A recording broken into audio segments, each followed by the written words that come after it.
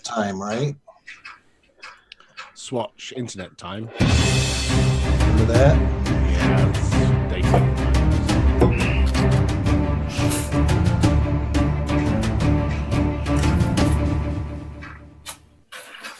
And welcome to another Biddle on Saturday night. The gang is all here. How's everybody doing? Hey, good, thanks. Good, Hey, thank Rocco. you. All right, let's get a thumbs up from the chat. Maybe, hopefully, that the sound is all good, is coming through, not too loud, not too soft. And then we will continue on, because the last thing we need to do is have the first part of the conversation and not be hearing it. All good. All right. Last week, we decided, or I asked everybody to try elementary. And the Telegram group was full of all kinds of activity this week, talking about all the good and bad things about elementary. So let's get into it and see.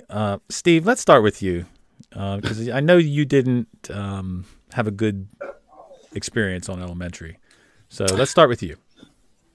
No, I didn't, Rocco. And I'm not a distro hopper, and yet I thought this would be a great distro challenge to start with, because you encourage all of us to actually use it. And so I thought, hey, I can do that. I don't normally tweak the defaults, and so I could just use elementary as it was intended to be used, but it didn't work out too well for what I was doing. So why don't I start with the things that I liked, because there's only 2 on the list. Wow. So I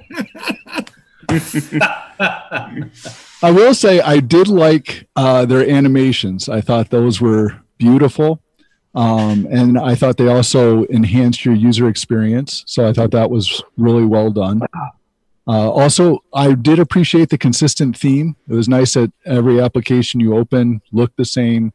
You could anticipate where the close buttons and the maximize button were, and other things of that nature. And the lack of minimize? The lack of minimize, yeah. You get used to that if you get used to using the plank. But so those were the 2 things I appreciated. And then from there, it was kind of like downhill. I was a little disappointed that their mail app, you couldn't interface with Gmail unless you would turn off less secure app access through Gmail, which I thought is kind of a big, many people have Gmail. I have to use it for my work. And since I was using this as a work machine, I thought, hey, I'll set up the email client. Well, that didn't work out unless I shut off the less secure apps. Less secure access. So then I thought, okay, I can live with that. We'll open Epiphany. It's their default web browser. I'll try to use their default web browser without installing another web browser. That didn't last very long. Epiphany does not work on Google sites. I don't know if you guys tried that, but for example, if you try to use Epiphany on Keep, which is just a simple note taker that I use to sync notes between my phone and my work computer, it doesn't work at all in Epiphany. You can type out a note, and then as soon as you try to click on a note you've previously created, you can't do it. Also, there were a lot of functionality in Google Drive. You can't use either in Epiphany, so that didn't work out very well. Had to install a different browser. And then the next thing that happened was I was having very strange behaviors. I have an external monitor hooked up to my laptop, and it seemed like whenever I tried to use the external screen, I was having difficulties. If I would move an application from the main screen, because all my apps started and opened on the main laptop screen, if I tried to move something up to the external screen, it wouldn't let me use the left third of my screen. Just wouldn't let me put an app over there at all. It was like there was an invisible wall there. Couldn't use it. And then the maximize and minimize button would disappear when I moved to the external screen if I put an app up there. The keyboard shortcuts to maximize the screen, those didn't work either on the external screen. So I'm not sure what's happening, the way Pantheon deals with an external monitor, but but there was a lot of functionality that you lost if you tried to use an external monitor. And it sounded like Prophetic had some of the same issues I was having. And that, So you keeping it then, Steve? yeah. So all went well, right?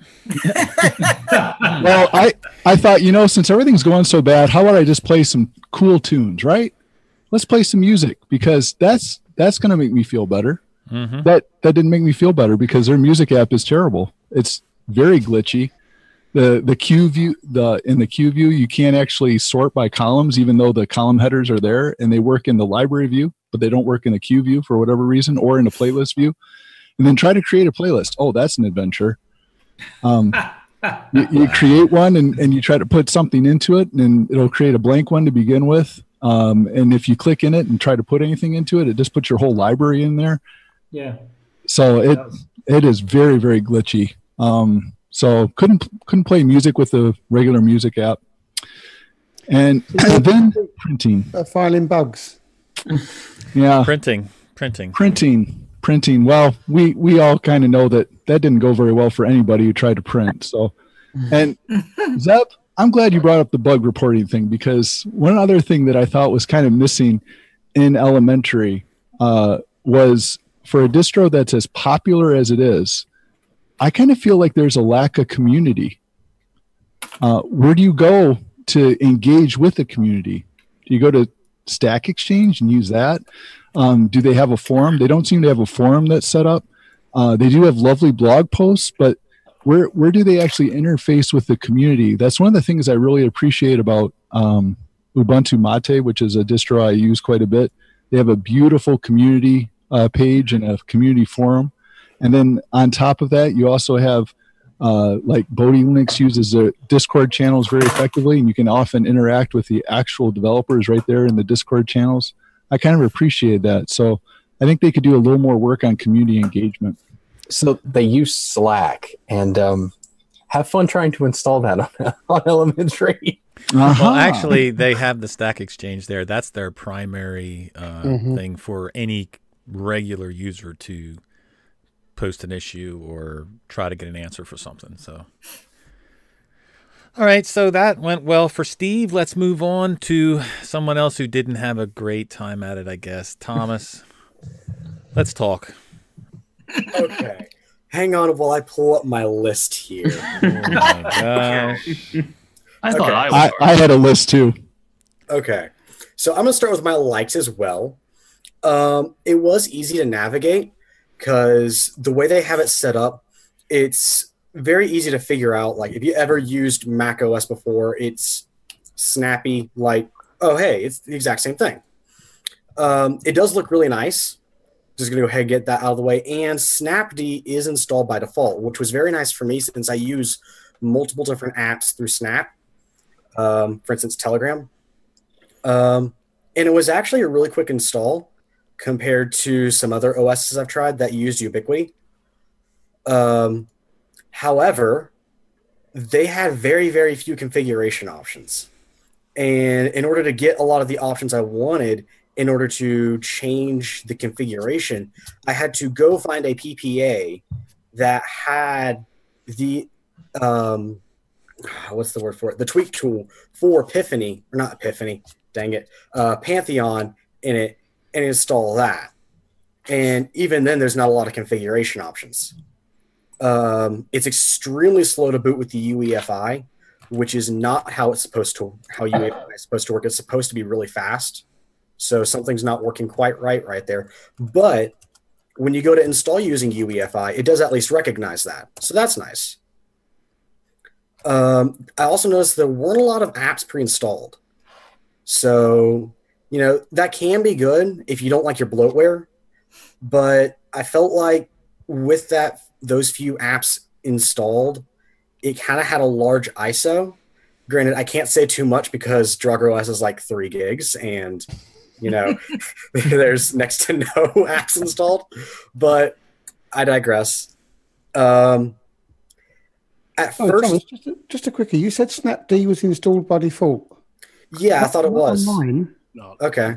So that must have been me and I just didn't realize it. No, it is installed by default if you just do just the standard install. because that's the only Okay. way to get things like Telegram and a few other items. Yeah. Okay. Well, it didn't work for me. I had to do sudo apt-get install You have snapd. to install snapd. You have to. I've got a clean install here, and it's not got it. Well, Okay. I think, though, if you choose anything from the App Store, it might automatically do that in the background so you think it's installed. that would be funny. I don't know. I have no idea, but that was the only way I could get Telegram installed. Okay. Well, this next bug, I thought it was Elementary's problem. Turned out it was my own problem. It stopped taking cursor input after a while, and it turned out since I test these distros in a virtual machine, and like 2 days into testing it, I ended up having an Xorg issue and had to start using Wayland instead. For some odd reason, Wayland and VirtualBox do not like each other. So anything I was trying in a virtual machine ended up not taking cursor input. So that's not their fault, but I did have that issue. There was no minimize button by default. And this really bugged me. Like really, really bugged me. Because the plank did not pop up whenever I moved my cursor down to the bottom of the screen. So because I was having that bug, I needed a minimize button. And in order to get a minimize button, I needed that tweak tool in the PPA. And it was a pain just to have to go and learn, oh, hey, I have to get that tweak tool just to have minimize. Like, But if, really? but if you're used to a Mac, surely you just go back down to the plank and click on your icon again. But Macs also have a minimize button right there in the window. Yeah. I've never used one, so Yeah, they do. Yeah. Like, I pretty don't yellow use button. Macs often. I have a friend who's a huge Mac fanboy. Like, he is to Mac like we are to Linux. Like, that's how he is. Is his name Ryan? No. But the fact that there was not a minimize button really bugged me. And I did not like that at all. And that really got on my nerves. I needed the tweak tool just to turn off animations. And every distro I try, I automatically just turn off all the animations because it automatically makes it twice as fast, give or take. So the fact that I had to do that wasn't as big of a deal because I had to do that in GNOME too. But I feel like this needs to start becoming a more mainstream configuration option in the settings. So I'm going to start pointing it out. And even if I updated from the terminal, it kept pestering me in the GUI to update, even after I'd done it in the terminal. So that kind of ticked me off because in every other distro, it checks. Like, oh, hey, are you up to date? Yes. Okay. You cancel it, go update from the terminal. It checks later. Oh, hey, you're up to date. Okay. But this one, Mint install suffers that as well, though. You'll do a terminal update, and Mint install will still say, I'm ready to update. You go in and refresh it, unless I'm not waiting long enough for the automatic refresh to happen. yeah. And just some other notes. It runs a 415 kernel, not 417 or 418, which I figured would be a minor security issue. Because if I'm not mistaken, Ubuntu 18.10, which is what Elementary 5 is based off of, I think it doesn't? 1804. Yeah, it's 1804. 1804. It's the LTS. Yes. Yeah, like I knew 1804 uses a 415 kernel, but I thought, Elementary Yeah, based off 1804. okay, that's Yeah. weird. But I feel like if you're releasing a distro this late in the game, you need to be using a newer kernel version. So, It's built off the LTS, so okay. The only other note that I have, other than the fact that I nuked it on Wednesday, was that there was no install slideshow in Ubiquity, which not a big deal, but is weird when you're going through it. Just like, what? Don't you typically give me some like rundown on what Elementary is and stuff like that? Like, really? Okay, fine, but So All right. So we've heard Steve give a stellar review and Thomas give a stellar review. Zeb, give me some good news, will you? Well, I installed it on my main machine on one of my partitions, and everything went swimmingly well. I got everything installed that I wanted to do, and everything worked, and I was able to play ETS the way that I do it. Zoom installed and worked because I checked it out, so everything was running fine. The really thing that bugged me was even after adding elementary tweaks, I couldn't get the close button moved from the left-hand side of the screen. So no matter what you do, no matter what you tweak, no matter what you set, the X is always in the top left-hand corner. So that's just a little bug. But apart from that, everything worked fine until the other day I decided to shrink the partition to install another OS. I booted into it tonight because I wanted to be on it on the show.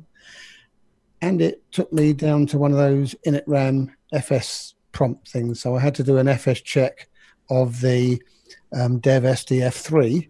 Did all that, rebooted into it, and everything had been reset. So unfortunately, I'm one of these guys who just goes, yes, yes, yes, yes, yes, yes, all without reading what it's asking me to do. So it obviously said in one of those yeses, do you want to wipe and continue? And I probably said yes. So I had no Bluetooth set up. I just basically couldn't use it tonight. So, but it was okay. I mean, I could quite happily recommend it to somebody because I've used it before, and it's one of those ones that as long as you don't mess around with it, it just works. You can install all your applications. I mean, I don't do printing at home. So I wasn't able to work out why all you guys are having all these problems with printing. So as long as they can get that sorted out, or somebody on a Stack Exchange can give a reason how you can get printing working, I would have no problems recommending it. And as everybody says, it is a pretty OS. Well, look, when we try these things, you know, like I know that I praise elementary up and down, and you know, people go in and it won't be the way they want it to be. It's not for everybody. Okay, so that's why we try these things. That's why we do this, so that we find out, is it going to work for you or isn't going to work for you. And I said to Sistren before everybody got here, I noticed all of the printing problems in the Telegram group, and I get it. There's a problem. There's an issue with elementary and printing, but name me an operating system that doesn't have issues with printing. Ubuntu. Well, I can't. I mean, for you specifically, yes, Steve, it works great. But for me, I had that trouble. It was actually on Ubuntu Mate that I had that trouble where the config was wiped out. I actually sort of kind of agree with that statement, just because I remember your problems. And they were so bizarre that we couldn't figure them out. And anyway, I'll hold off for a little while later yet. Yeah, but yeah, I mean, so my dad called me this week with a printing problem. So I mean, and he's running a Mac. He's on Mac OS. So there you go. I mean, it doesn't matter what operating system. You're right. Printing is horrible everywhere. Yeah, and it's not just separate to Linux either.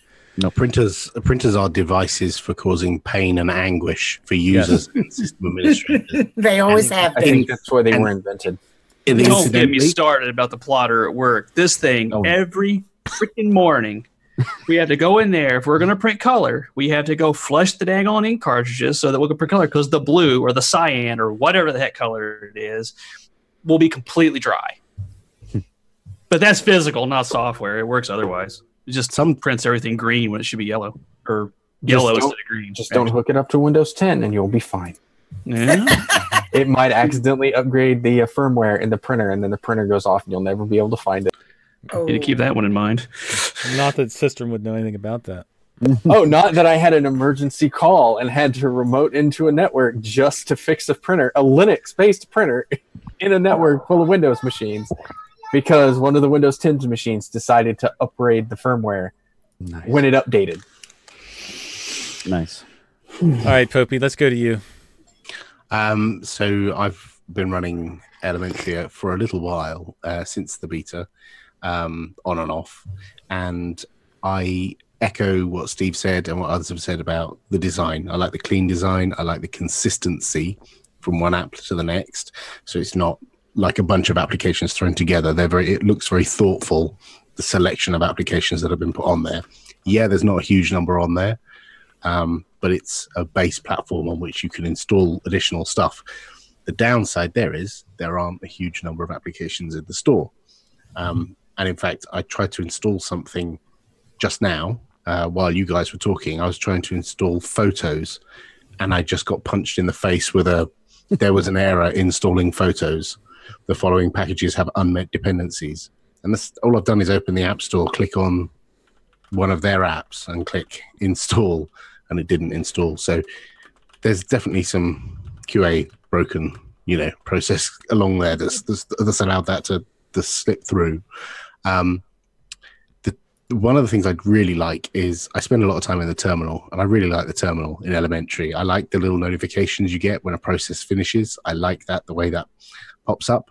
That's very clean. I just like the design of the terminal. It's just a very pretty terminal to sit in on a daily basis. I did actually try out Google Keep in Epiphany, and it worked fine for me. I created a bunch of notes, and I was able to flick between them. So I didn't see that issue that you saw, Steve, with Epiphany. But other than that, it's a great aspirational goal to get for Elementary. Beautiful platform on which developers will pull together and create free software applications. But they're just not quite there yet. I think it's a good target to aim for. It's just missing a little bit. I think maybe if in a few months, once some of these bugs have been ironed out, it'll be a lot more stable. I think it'll be fine. And there'll be more apps in the store, and some of these bugs will be worked out. I think that'll be fine. I definitely think it's a good goal to go for, and I think they're really on their way with it. But you're right. There are things that need to get worked out, especially if you're going to have a larger base using it. If you're going to have a small base that only is going to use it for what it's for, that's fine. But once your base grows and you get more people using it, they're going to want to do more things with it. And And they have a fairly significant, for a Linux distro, they have a fairly significant sized audience. I think Daniel was saying recently they estimate they've got about 150,000 users, something like that, which, somewhere between 100 and 200,000 users. That's not to be sniffed at. That's quite a chunky users. That's more than How most. does that compare to other distros? Do you know? So Fedora is about 100,000. So it's comparable, if not more than Fedora. Mint, probably somewhere around about 400,000, thereabouts, ballpark, and most of the rest are less than that. So it's big. It's got a significant size user base, but I'm not convinced that all those users are using only the Elementary pieces. They'll be, as Thomas said, you have to go off-piste to go and get some of the things that you need on a regular basis, whether it's to install the Slack client or to install Telegram or something. It's a great goal to go for, to have Elementary themed applications in their store. But right now, that's not every use case is covered. So you have to go off-piste and get Firefox when Epiphany doesn't work, or Slack when you want to talk to people at work, or Telegram to talk to your friends or something. You have to go outside of that bubble. Otherwise, your system is pretty inert and useful for, only the real basic use cases, I think. Well, last week when I mentioned about trying it and using it for what it is, I didn't really mean that you couldn't install Firefox or you couldn't install things, because I install Firefox. I install actually Chrome and use that. But I guess what I was getting at was, will it work for your workflow?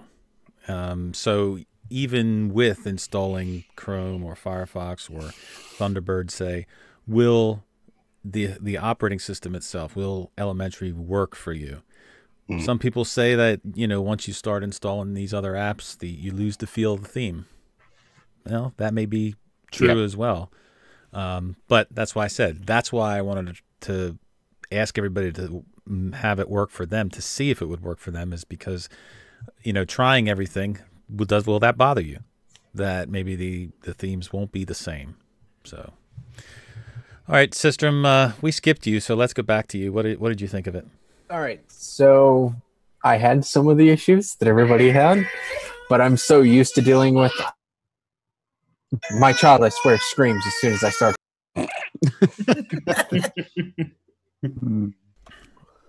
Typical. You can move on for a moment, and we'll follow up. All right, Dan, let's go to you. What's going on with Elementary? All right, so I had a pretty good week, but I did have some issues getting it installed, and I know Dolphin had some issues too. and it was weird because I know the ISO was good, so it may have been me burning it to USB. I don't know, but I did end up downloading it again and then burning it and then installing it. So that was just a little weirdness out of the box for me, and it's not like I haven't done this before, so I'm not sure. Other than that, it was pretty good. I had some of the same issues with the printing and Epiphany is just, I don't know, kind of horrible. Yeah. But I did Firefox and that went fine. The visual appeal of Elementary is great. That's pretty wonderful. And as somebody that spends a fair amount of time in the terminal, it's probably one of the best out of the box. And yeah, I love that. That was a nice touch. The App Store is cool, and it just needs some more stuff in it, and I think it's coming, and it's getting there. So it wasn't horrible, but might not have been my best experience. Right. Well, if you ask me, in my personal opinion, it probably would be better for Elementary to not incorporate their own browser, maybe, and incorporate maybe trying to fix the theme issues with, say, Firefox, or that, like, just take Firefox onto theirs as their own browser and just try to work on the theming of Firefox itself. It might be a better route for them to go, because I don't know. I mean, any of the other, Epiphany with, I guess it is with GNOME, and then Falcon with, I don't know of anybody that actually uses those, even when they install a distro like Lubuntu, or I don't know if anybody that uses that browser as a daily browser. They may try it, but I don't know that many people that actually use it. Yeah, Lubuntu actually ended up switching to Firefox last minute because quality control was a concern that it was something we didn't want to address. It's not quite got the status that Microsoft Edge has, where it's the browser you use to install other browsers, but it's not far off, is it? Yeah, well, that's why I said I think they'd be better off trying to incorporate Firefox to look well in their system, rather than work on a browser that probably most people are not going to use anyway. Right. So, I mean, they have Chromium in the thing to where you can go and install it quickly. Okay, well, I'm back, and now I can actually go ahead as soon as. Okay, so so I have a standard install procedure when I deal with Elementary. The first thing I do is I pull in Chromium. I just go to their little app thing and I pull it in. Next thing I do is I install something called Eddy, which is a manager for like managing deb. And then I pull in everything that I need that's deb based that I can just grab that are deb files, and I just install them using Eddy. And so, that's VS Code, and that's Slack, and a few others. Mattermost, which you don't really have to do anything with Mattermost. You just unpack it and just drop it in a folder, which it seems to function fine. I didn't have to install anything extra to get it to work, unlike sometimes I have to deal with Arch. But it worked fine. I just extracted it. But yeah, I guess I don't have an issue with the minimize stuff because I do everything with key commands, and all of their key commands are pretty sane. So I can just do everything with key commands, and I don't ever really minimize anything because I use workspaces. So I just switch back and forth to the workspaces. And everybody has to be loud right now, don't they? I don't know if you can hear the background. Sounds like you got a nice party going. Yeah, it's my wife, my two kids. Yeah. But so pretty much I didn't have any issues with that. I did have to migrate. I did accidentally break it once, but it wasn't anything I couldn't recover. I don't really know if, like, the music stuff, I don't use that. And so I just pretty much used Chromium, VS Code, Telegram, Slack, and the terminal. Well, there's another thing that's like the music player. Yeah, it's there and it should work.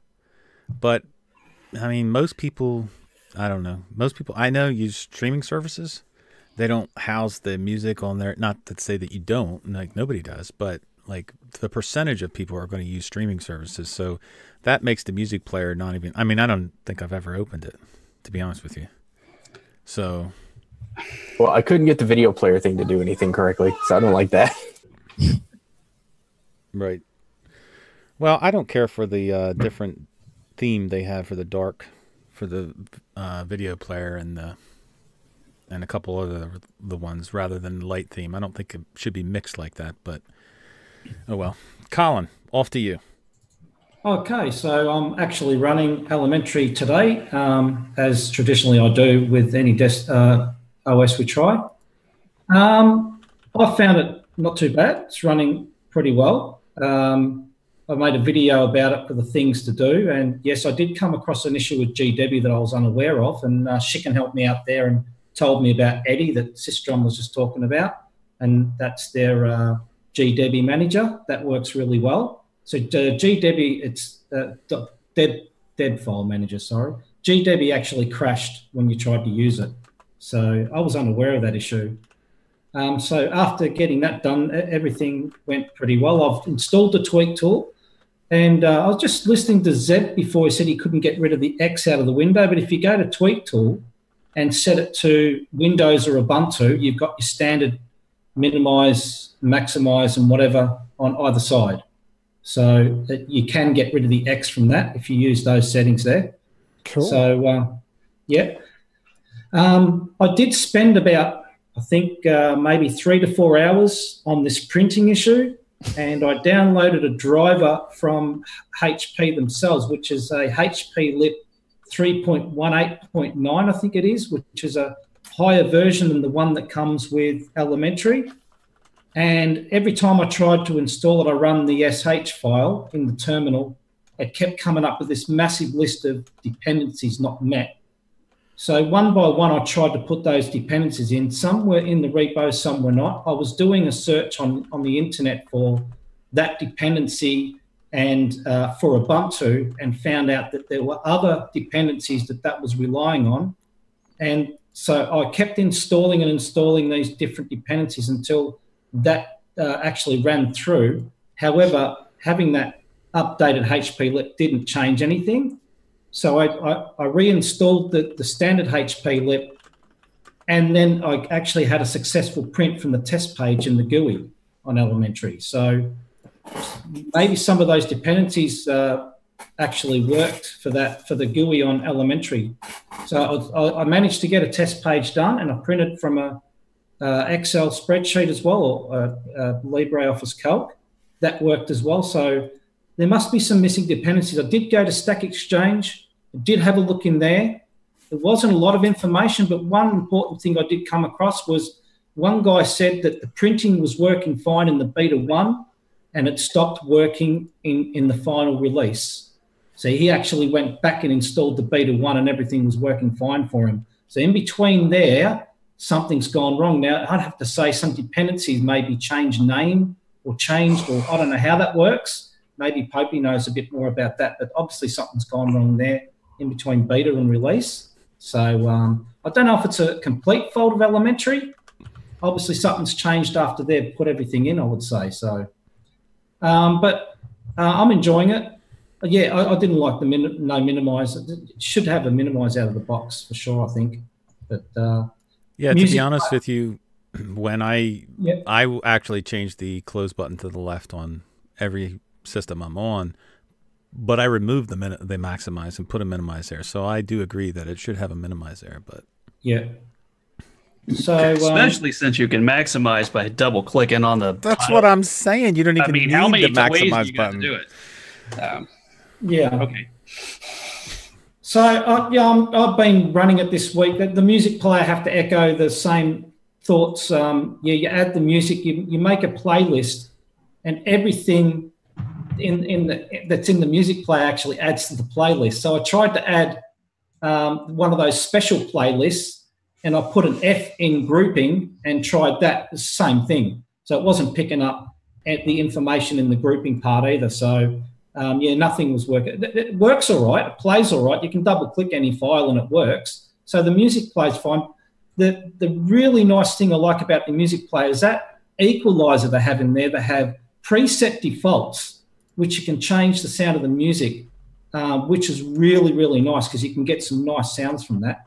So that's quite an awesome feature, I must say. So, but besides the printing, I could recommend it, but not on the printing part, because I think you should have printing working out of the box on most distros. Even if you do have issues, at least it connects and works. I think mine's now saying ready with those dependent. Can I just interject for a second on that? Yeah, sure. Go for your life. Printer drivers actually operate in the kernel space, so it really won't matter what OS you're using. Right. What does matter is the kernel that you're using, and I'm kind of curious of all the guys that have tested the elementary is, have you tried to, or have you experimented with different kernels?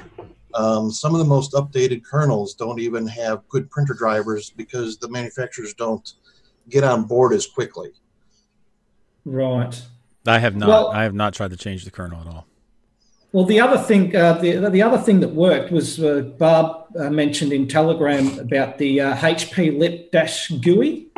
That it actually printed with that, but you still couldn't print a test page from the elementary GUI itself, which is, you know, under settings, and you go to printers, you click on test page. You toggle on, you set the printer as default, and you toggle the whole thing on. And when you come out, it says it's ready. It's got the little green button there. It's ready. You go out and you come back in, and it's gone back to disabled. So I don't, you know, that were the things that were happening. So, well, you know, that's a problem if it's not going to print out of the box with an HP printer. I mean, that to me is like, that's a minimum. Yes. Yeah. I mean, I've normally not had that problem. Sometimes getting the scanning to work can be where you have to install the HP. That's the plugins. Yeah. That's the plugins for the scanners. Yeah. Didn't you? I'm pretty sure Dolphin eventually fixed it. I'm sure I've read something in Telegram. Oh, and said, what I've been doing wrong with I guarantee you right now on elementary, anytime I want, I can print. Right. And I know, and I can break it on command. That's always a good thing. Yeah, that's a good thing. And yes, I did post the issues at their GitHub. So nice. With as much description as I can muster, because I didn't go into the internals, but I'm fairly certain I know what the problem is. Well, go ahead, Dolphin. Tell us about your experience. We'll skip to you.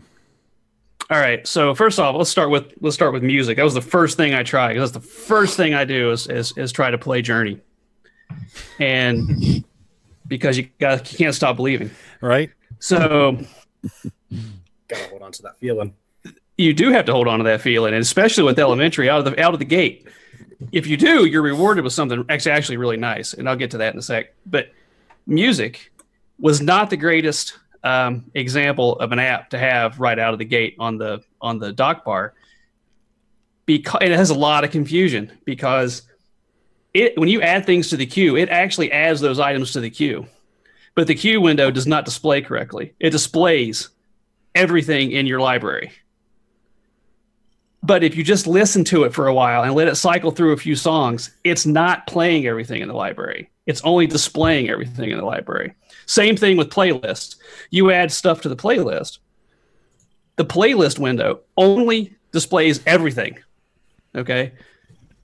But if you export that playlist out, only the things you added are in the playlist. So, yeah, there's a problem with it. Chicken and I had a conversation about that. It was actually working as intended. And I was like, there's no way in heck that's intended. So that's step one. Step two, the video player. Video player I thought was fine, except on my computer it stuttered. I couldn't watch a DVD quality video. I replaced it with GNOME MPV, fine. And actually, any GNOME app, any GTK3 app, I think looks really nice with elementary. It seems integrated okay. It played in the little, what do you call it, the little sound plug-in thing. That was fine. Yep. Printers was the big one. It took me forever to get through this. And Robot Glock's posting the secret down here in the chat feed right now. Mm-hmm. If you skip the app, I called it the app, and that was confusing, I guess, Chicken, because he knows it's a switchboard plugin. Whatever. It shows up in the menu. It's an app. The printer app, if you use that, as soon as you open it, it pauses all your printers. Mm-hmm. At least out of the box. And I don't know what Colin did. So Colin's may have fixed it accidentally. But out of the box, and I use HP lip. My printer is supported by the HP lip that is supplied. The auto found printer I couldn't use for whatever reason. I don't know why. So I just installed it manually from the Cubs interface. I tried to install it manually from the printer GUI. That was a no-go. It would print. It would say it was ready. Hit the test page. It's in the queue, and then pause. Everything's paused. Despite the fact that there's this slider button up there that's unlabeled, by the way, that apparently is supposed to unpause the printers. That's great. If you unpause it and close, you're probably okay. But as soon as you open it again to see if you actually unpause it, you pause it again. Okay. That was amazingly frustrating because what do you have open when you're trying to troubleshoot your printer job? You want that big test print button that you can jam and see if you can get the paper to come out. As soon as I quit using the printer app and use the web interface to the cup server, no problem. Now, I say no problem. There was actually an extra problem. I think this may be part of the problem with the GUI. My printer has both a pause, unpause, and a accepting jobs and not accepting jobs in the cup server. As far as I can tell, the printer app from Elementary is unpausing, but is not changing the accepting job, not accepting jobs. And it caused me no end of headache. But like I said, I figured it out in the Cubs daemon, in the Cubs local host 631, whatever it is. Now I can print just fine. Fired it up this morning. I had scouting for food, donated to the big local food pantry, a couple truckloads of canned goods. Had to print the maps for the town. Yes, right. Thomas knows what I'm talking about. And printed off the maps this morning, no problem, no hiccup whatsoever. So fairly certain the problem with printing is actually the printer's app itself. There's so many little hits like that in the printer's app. I'm starting to wonder if at the last second they changed some sort of elementary library somewhere, and it's causing a little hiccup in apps that were formerly working. God knows that no developer in the history of mankind has ever released a last-minute tweak. I broke the installer once on MX, so I know a little bit about that, but that's what I think. I think there's just something in the back end wrong with either a library or something snuck in, some change snuck in that they didn't account for with the printer utility. And it's just frustrating because music and printer are like the two things I need to set up. Because honestly, I used this all week the way it was. Otherwise, it was fine. It's actually really pretty. I really like some of the nice touches they got going on. Whew. Had to rearrange some furniture tonight, and I'm a little out of breath. So you got where you change your wallpaper and that carries over to the Light DM login screen. I don't know why. That just made me smile. That was just happy. I was just really liking that. If things worked, I think you could take this, hand it to somebody and say, here, use this. I think they'd be fine. I really think they need to rethink the minimize button. Mm-hmm. I was okay through most of the week until tonight when I was trying to dial in the webcam. And I fired up the webcam software, and the webcam software, apparently I can't switch webcams. I got two webcams. It picks one, and I couldn't switch it. And it's not the one I'm using, so I never did figure out how to switch it with Elementary's camera app. So I just installed GovCView. And GovCView has two windows with the same name, right? You get the control menu, and you get the little picture-in-picture window, whatever. And if you minimize that from the dock, it shrinks them both down. So you have to do the key command to shrink the one you want. I just think they should have the minimize button. I don't even care if you get rid of the maximize button. You can double click on the toolbar and it maximizes, minimizes just fine, or whatever, maximizes and restores. Let's see, do I have any other issues? They're just, and I posted on both those in the GitHubs, and I haven't heard back from anything because I didn't do anything in the Stack Exchange because there is like no response in the Stack Exchanges as far as I can tell, which was weird because you click the buttons on their website for support. It takes you to the Stack Exchanges for the various apps. And, the third post down is from 2015. that's the right place for support. But when they're all no answers, I'm not sure that's the right message to be sending. No, it's definitely not. That was rough. And they, as far as I know, they don't have a forum. Maybe there's an IRC or something. I don't know. I clicked the buttons that were provided because I think I mentioned the Telegraph feed when it comes to elementary and Ubuntu, and I'm a neophyte with this one. I've been in XFCE and Debian for so long, I don't know anything here. Someone said, well, install PPA. I don't know what a PPA is. We don't have those in Debian. You know, I think technically you could have them, but not like apt-get PPA thing. I don't know. So I tried to use this as someone who just was handed to him and said, here, use this. I think Chrome, I think it's very pretty. I actually went looking for a repo with a Pantheon repo with Debian set up so I could maybe play with it on MX, but it's really great. I really like the look of it. The App Store thing worked pretty well. I bought an app. I replaced the music app with an app called Melody, which was okay. Melody does display the playlists correctly, but as far as I can tell, it doesn't have a queue display. So it wasn't quite a thing. But for $3, it was cheap, and it works. To my mind, it works better than the music app. The music app doesn't display album covers. What the heck? If you make me import my music into a library so that I can play my music, perhaps you should have the album covers. Because I can't tell which of the greatest hits threes from the 4,000 80s bands I have is which. It just can't. I need to see the Red Journey cover and the Platinum Queen cover. I need those covers, man. This is serious.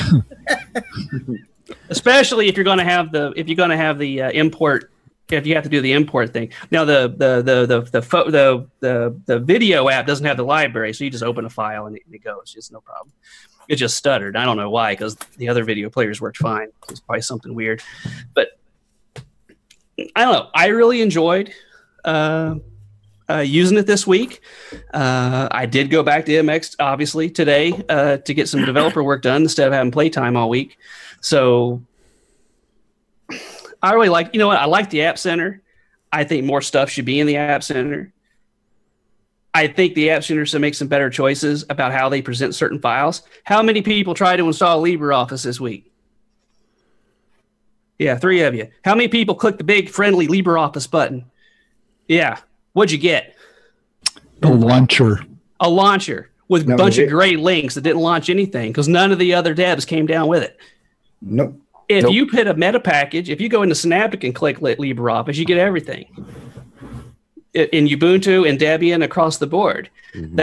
That was I don't know how that happened. I don't know what they've done to break that, but that should have brought down everything.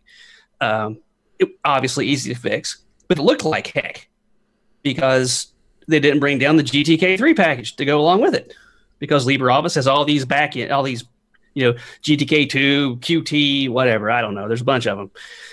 It brings those down. It looks great once you have the right package, theme package installed with it. I thought it looked really nice. I didn't feel it was out of place at all. But it didn't come down originally. And that package isn't available in the App Center. So you got to drop to the terminal. So I had a thought about this for a second. I was like, one, I like using it. It was fun. Do they ever say on their website that it's easy to set up and use? I didn't find it. So far, I'm saying that they deliver what they promised. They delivered an App Center, works reasonably well. Pantheon Desktop works reasonably well. There's some questionable design choices. If they just throw on the tweak tool, you know what? None of us would be talking about it because the tweak tool would be on there and you could click, click, click, click, click. But you know what? GNOME's got the same issue. If you don't have the GNOME tweak tool, you got the same thing, right? So I thought it was I had a good experience with it. I did have an issue just right here, just now, a few minutes ago, before I started moving my mouse around and stuff, that when the screen went to freeze, I have it set to not go into sleep mode, but apparently the screen still freezes. Because all you guys froze on the screen, but I could hear you. Okay. As soon as I moved my mouse, everybody came back to life. So I'm not exactly sure what happened there, but MX, just gives me a black screen if I don't move the mouse occasionally. So that's not neither here nor there. I don't know. I thought what they did well worked well. What they did bad was glaring. All right, and that's what I got. Climbing. But boy, is it pretty. It really is. You guys have talked about how nice that terminal is. That terminal's nice. Mm-hmm. Yeah. I'm still a little unsure about hitting Control C to copy out of it. Yeah, because like me leery too. But 30 years of muscle memory, but not doing that, unless you want to kill something, right? But apparently, Control C and Control V work. Who knew? Not me. Actually, I don't think it is Control C, is it? It's Cloverleaf C, isn't it? I have no idea. My computer doesn't have a Cloverleaf. Unless you're on a Mac, is there a Cloverleaf? You know how long it took me to figure out that the Cloverleaf was a Windows key? Yeah. Why? I don't even have a Windows key on the keyboard I was using this week. Because here's the thing. Before the Windows key became the Windows key, that was the command key that was actually on old computers before it was adopted by Apple. No, it was called No, it wasn't. It's called It's called Super. That key was on Apples. That key is not on old Hyper PCs. It's just not. There's a Control key, there's an Alt key, and there's a Shift key. I have a compact computer from 1983 that would totally argue with you on that. That has what did it do? Look at that keyboard. It ran Unix, but it's still a compact. It's still. Oh, okay. I'm talking PC. I don't know. At any rate, okay, I got no key that looks like that. I hit the Control key. I hit the Alt key because, and Popey makes a great point. I mean, they tell you what the key is when you put the thing, but I was so dumb I couldn't bring the menu up. So I've just tested, and you're right. It is Control C and Control V. Yeah, it works. There you go. Yeah, Chicken told me that. Now that's interesting because you were just saying something about with the Mac. I have a Mac, and I just opened up the terminal. And to copy when you're in the terminal, instead of using Control, you use a little command, but it's still Shift Command. Yeah. It's not just Command C or Control C if you want to call it. No, it's still it's Shift, and so it's like it is with except instead of the command. I mean, I'll be honest. I felt so stupid. This is how neophyte I was with this. I felt so stupid. I spent a day trying to figure out how to get the menu to open up. But with the keyboard, not with the mouse. The mouse was easy, but with the keyboard, because I just didn't understand that was a super key. And so I think someone in the Telegram feed said, "Hey, that's a super key." And I'm like, "Oh my god, I can't believe I did that. That's just horrible." But you know what's really awesome with it is that like zoom out expose mode thing it's got going on. Mm-hmm. I love that because I'm doing it right now and you guys are still live on the task switcher. I mean, that's just it is Control C, is it not, Popey? Yeah. For in the elementary terminal, if you just press Control C, it will do a Control C, a terminate. But if you have a piece of text highlighted and press Control C, it will copy it. So it behaves differently depending upon whether you have something highlighted or not. Yeah, because I actually used Control C to break some processes earlier, and I didn't. That seems like a bad setup. Mm-hmm. I think they should be consistent. I mean, this is just my opinion, but I think when it comes to like terminal commands, it should be consistent to what all the other distros, and including the fact that they're based on Ubuntu 18.04, they should be using the same keyboard commands in terminal, and otherwise that would just totally screw me up. Yeah, I think that's a philosophy, though. I mean, they're doing a lot of things that are different, that are not the normal. So, I mean, on one hand, it's muscle memory to do the normal commands so that it would be easy.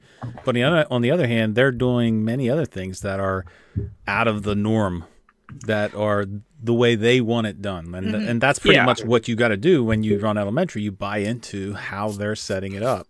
Well, and you learn the way they do it. And if you like that, it's for you. The hot corners? What's that? Anybody use the hot corners?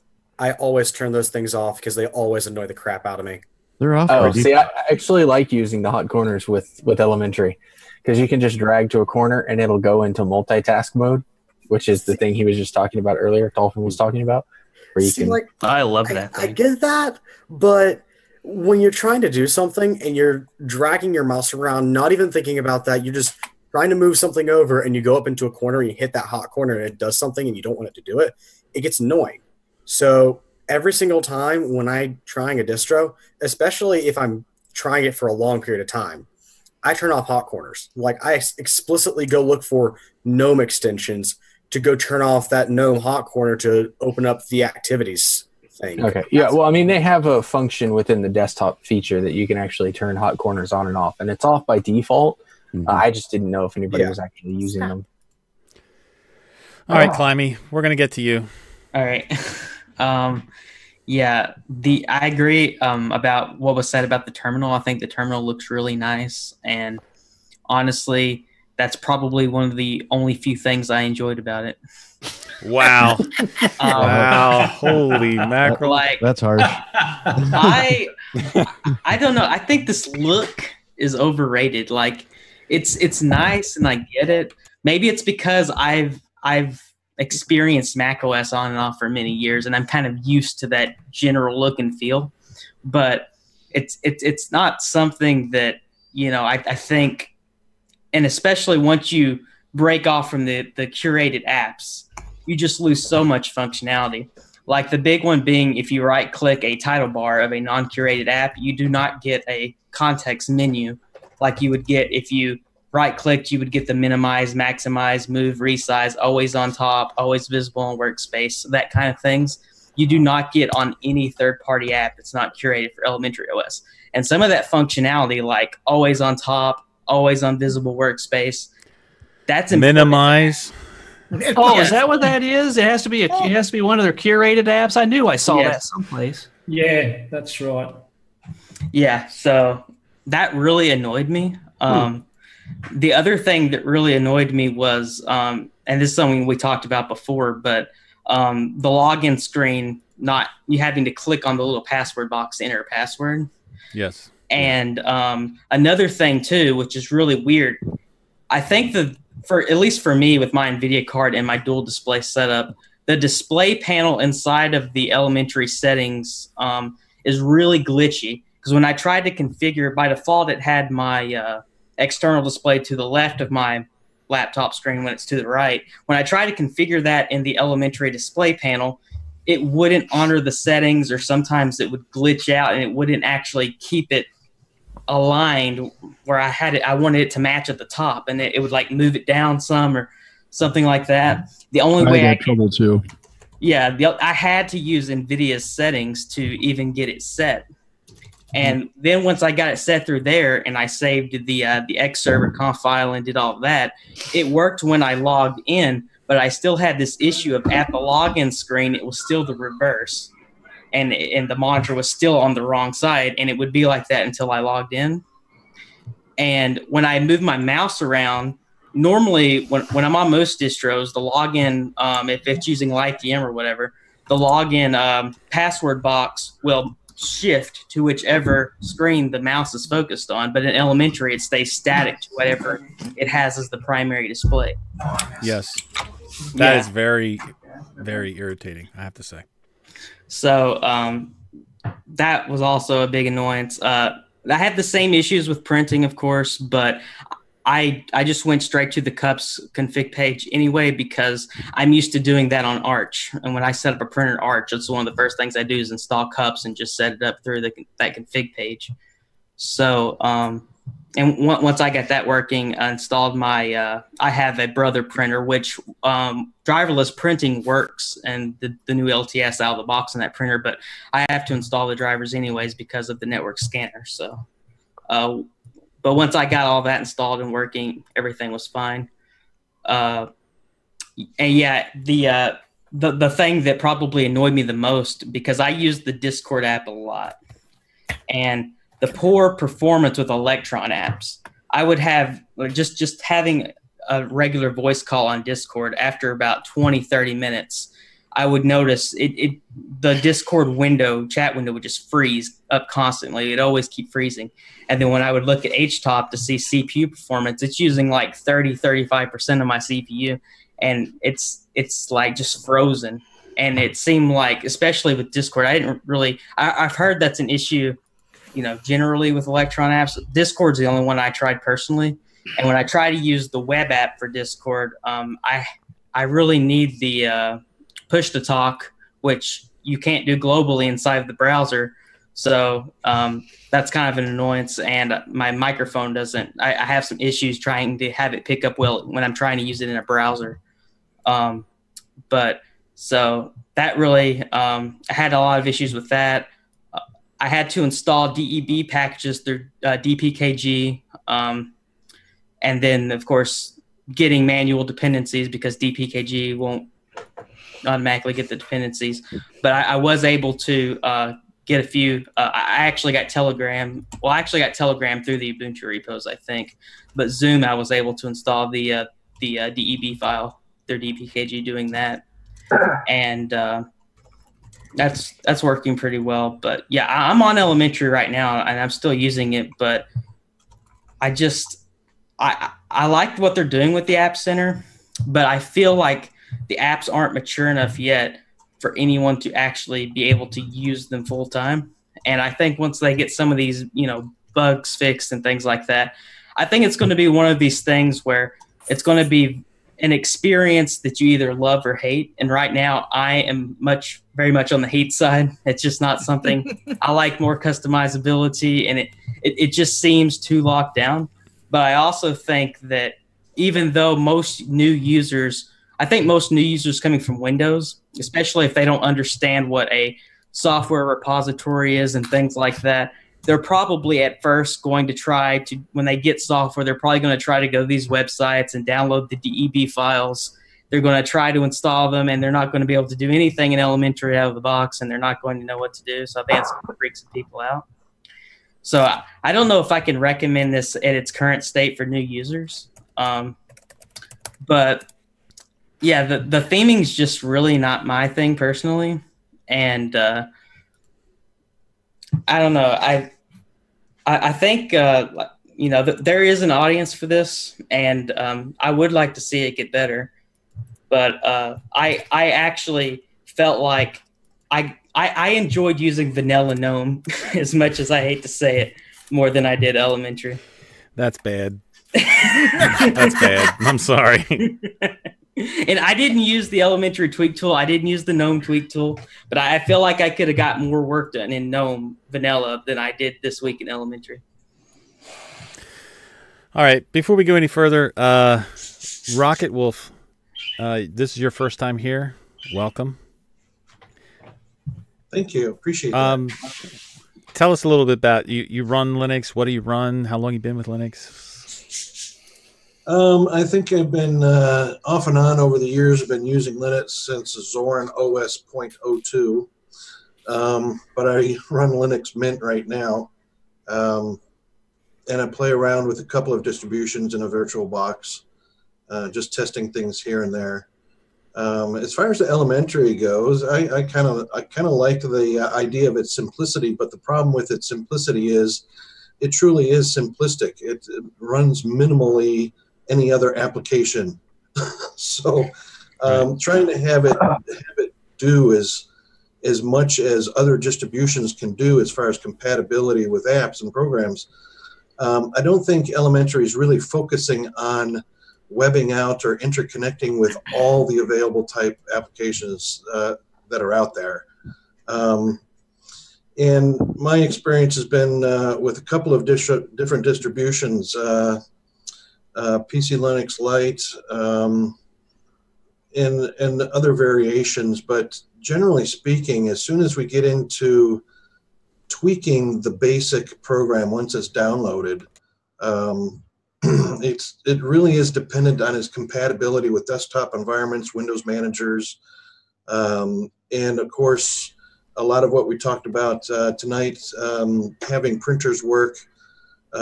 Obviously, it has to do with variations of kernel, variations of cup servers, and how the cup server is configured as well. I don't think there's any real outstanding problems with Elementary OS, because they're all problems that all the other distributions run into until they're tweaked, until they're configured properly. age of the machine, version of the kernel, and whatnot. So yeah, it's I mean, I got away from where I'm from and what I do, but my background, I actually started, 25 years of working in Windows before I switched over to Mac.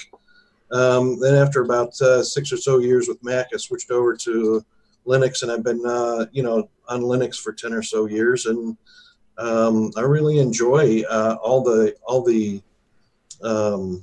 opportunities to and the freedom to do whatever you like to with the operating system. It's awesome. Well, welcome, man, and we hope you come back. Yeah, I will. All right.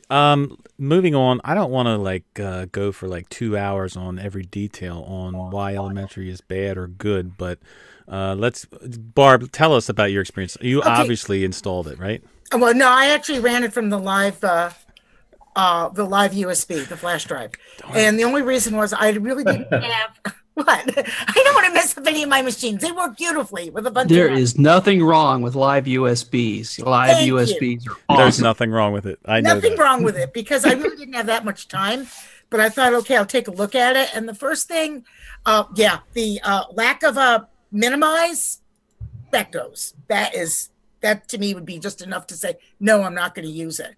And if the idea is to have people, I mean, it does look really, really beautiful. And mind you, I'm also a Mac user. So, but if given a choice, I would use my Mac because you know what? When I use Firefox, it looks the same, whether I'm on Ubuntu, I'm on Windows, or I'm on my Mac. And so I would rather have that than have everything look like what they want it to look like. That's just me. I don't know. Maybe I'm old and cranky and that's just the way I am.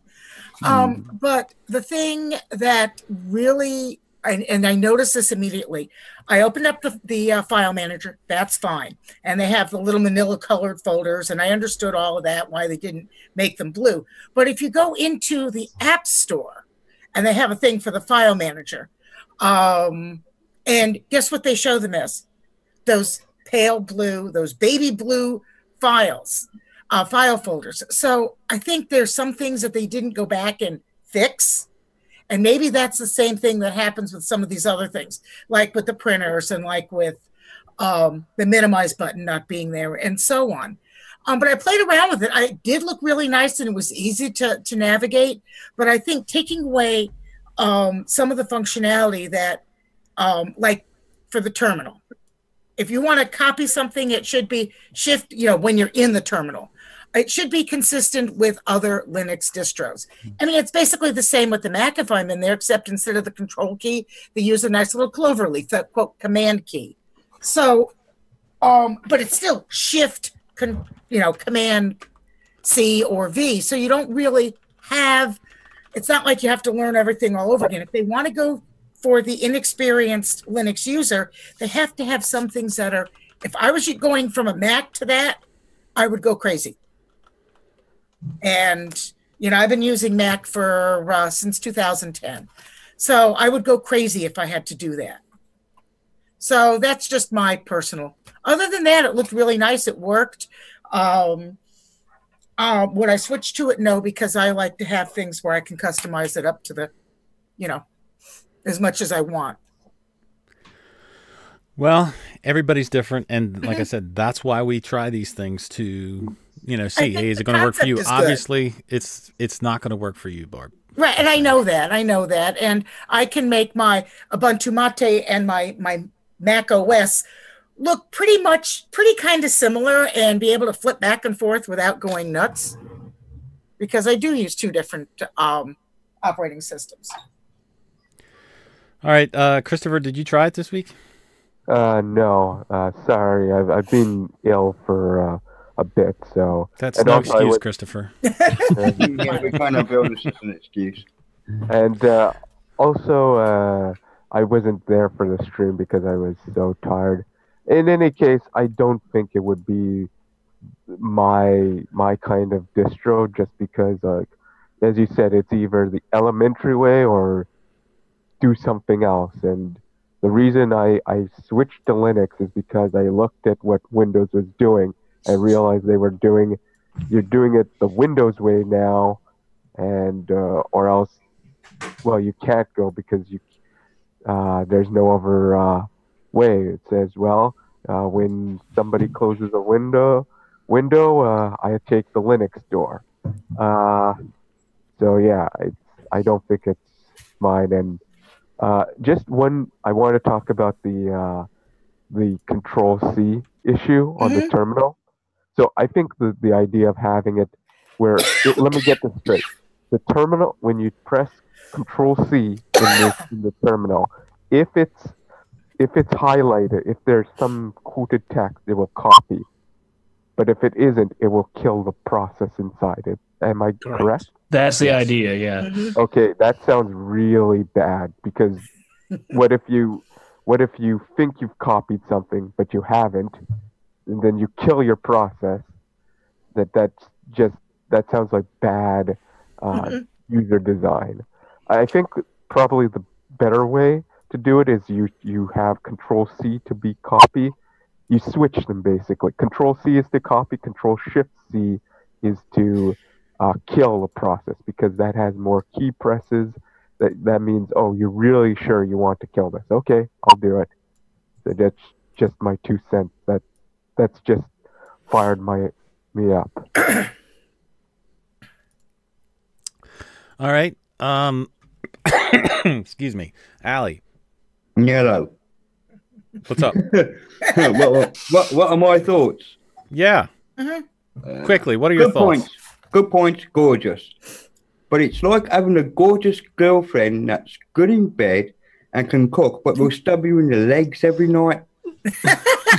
Seriously. You know, because I mean, it really is a pretty looking desktop, and there are some good things about it. The music app wouldn't play a FLAC for me, no matter what I did. I did have FLAC installed as well, I made sure of it, but it would not play a FLAC file, played MP3s just fine. It couldn't cope with my library is huge anyway, so it just fell apart actually, it just disappeared from the screen. Do not know what happened with that. Yeah, the no minimize button, I've got to agree with the rest. Why? Every single desktop has a minimize button, just put it in, lads. Going down to the dock and clicking just to minimize it is a pain in the backside. Really is. Epiphany, that just needs to go. That web browser just needs to die somewhere in a field on its own, lonely. So it was positive. It was an excellent distro. I tell you what it's like though, Zeb, to be honest with you, and how I felt. Because Ubuntu's and everything else is coming out with 18.10s in October, it feels like they rushed it out. They didn't go through things, they just rushed the ISO out. That's how it feels to me. A lot of stuff is unfinished. They totally wanted to get that ISO out before the 18.10 release. Yeah, exactly. That's exactly how I felt. They've just rushed it. I mean, it does look like, because the previous Elementary wasn't that bad. It never did have a minimize button, by the way. No. Even in the previous releases, it never was there. You had to get the tweak tool. But it used to behave better. It was less buggy than this version. This version just seems rushed. Anyway, that's my 10 cents. All right.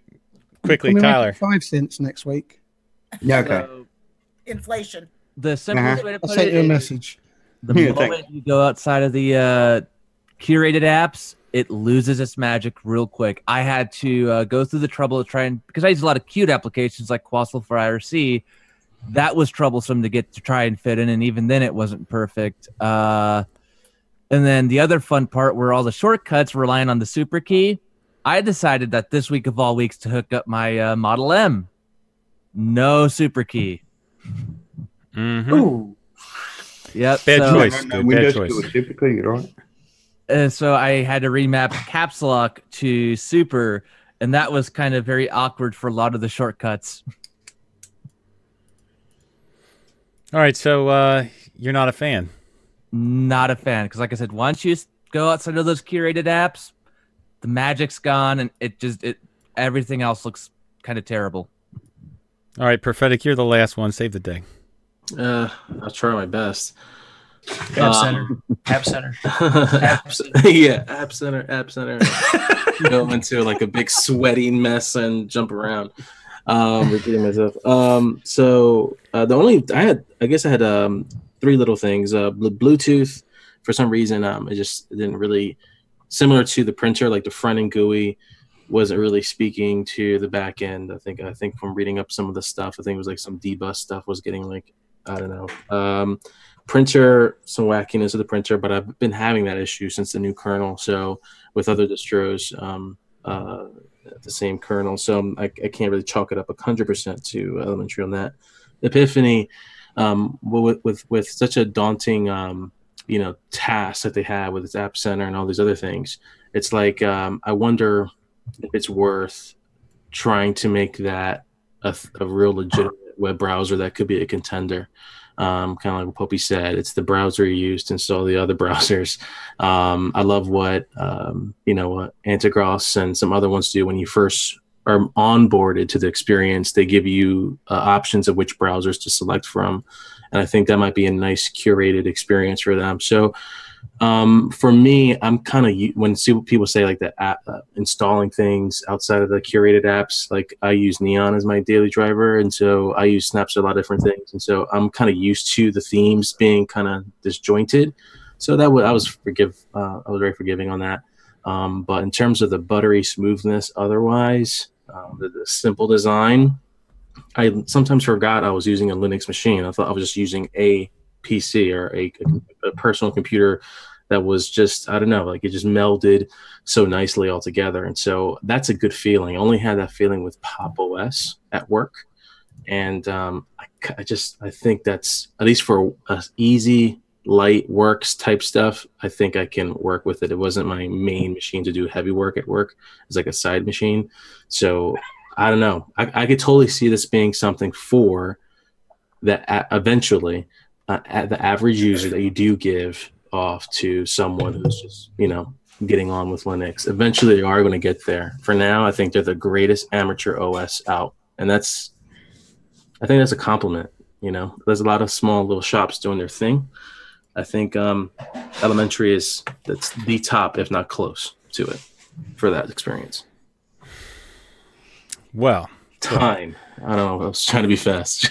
To be honest with you, for me specifically, I still like elementary OS, and I'm still running it because I'm looking at all the distros that I installed over the last couple of months, from Ubuntu to Pop! OS to all of them have their good features, and all of them have their quirks. Every single one of them you have to tweak to your liking. Okay, there's not one out there that comes out of the box and you just run it the way it is.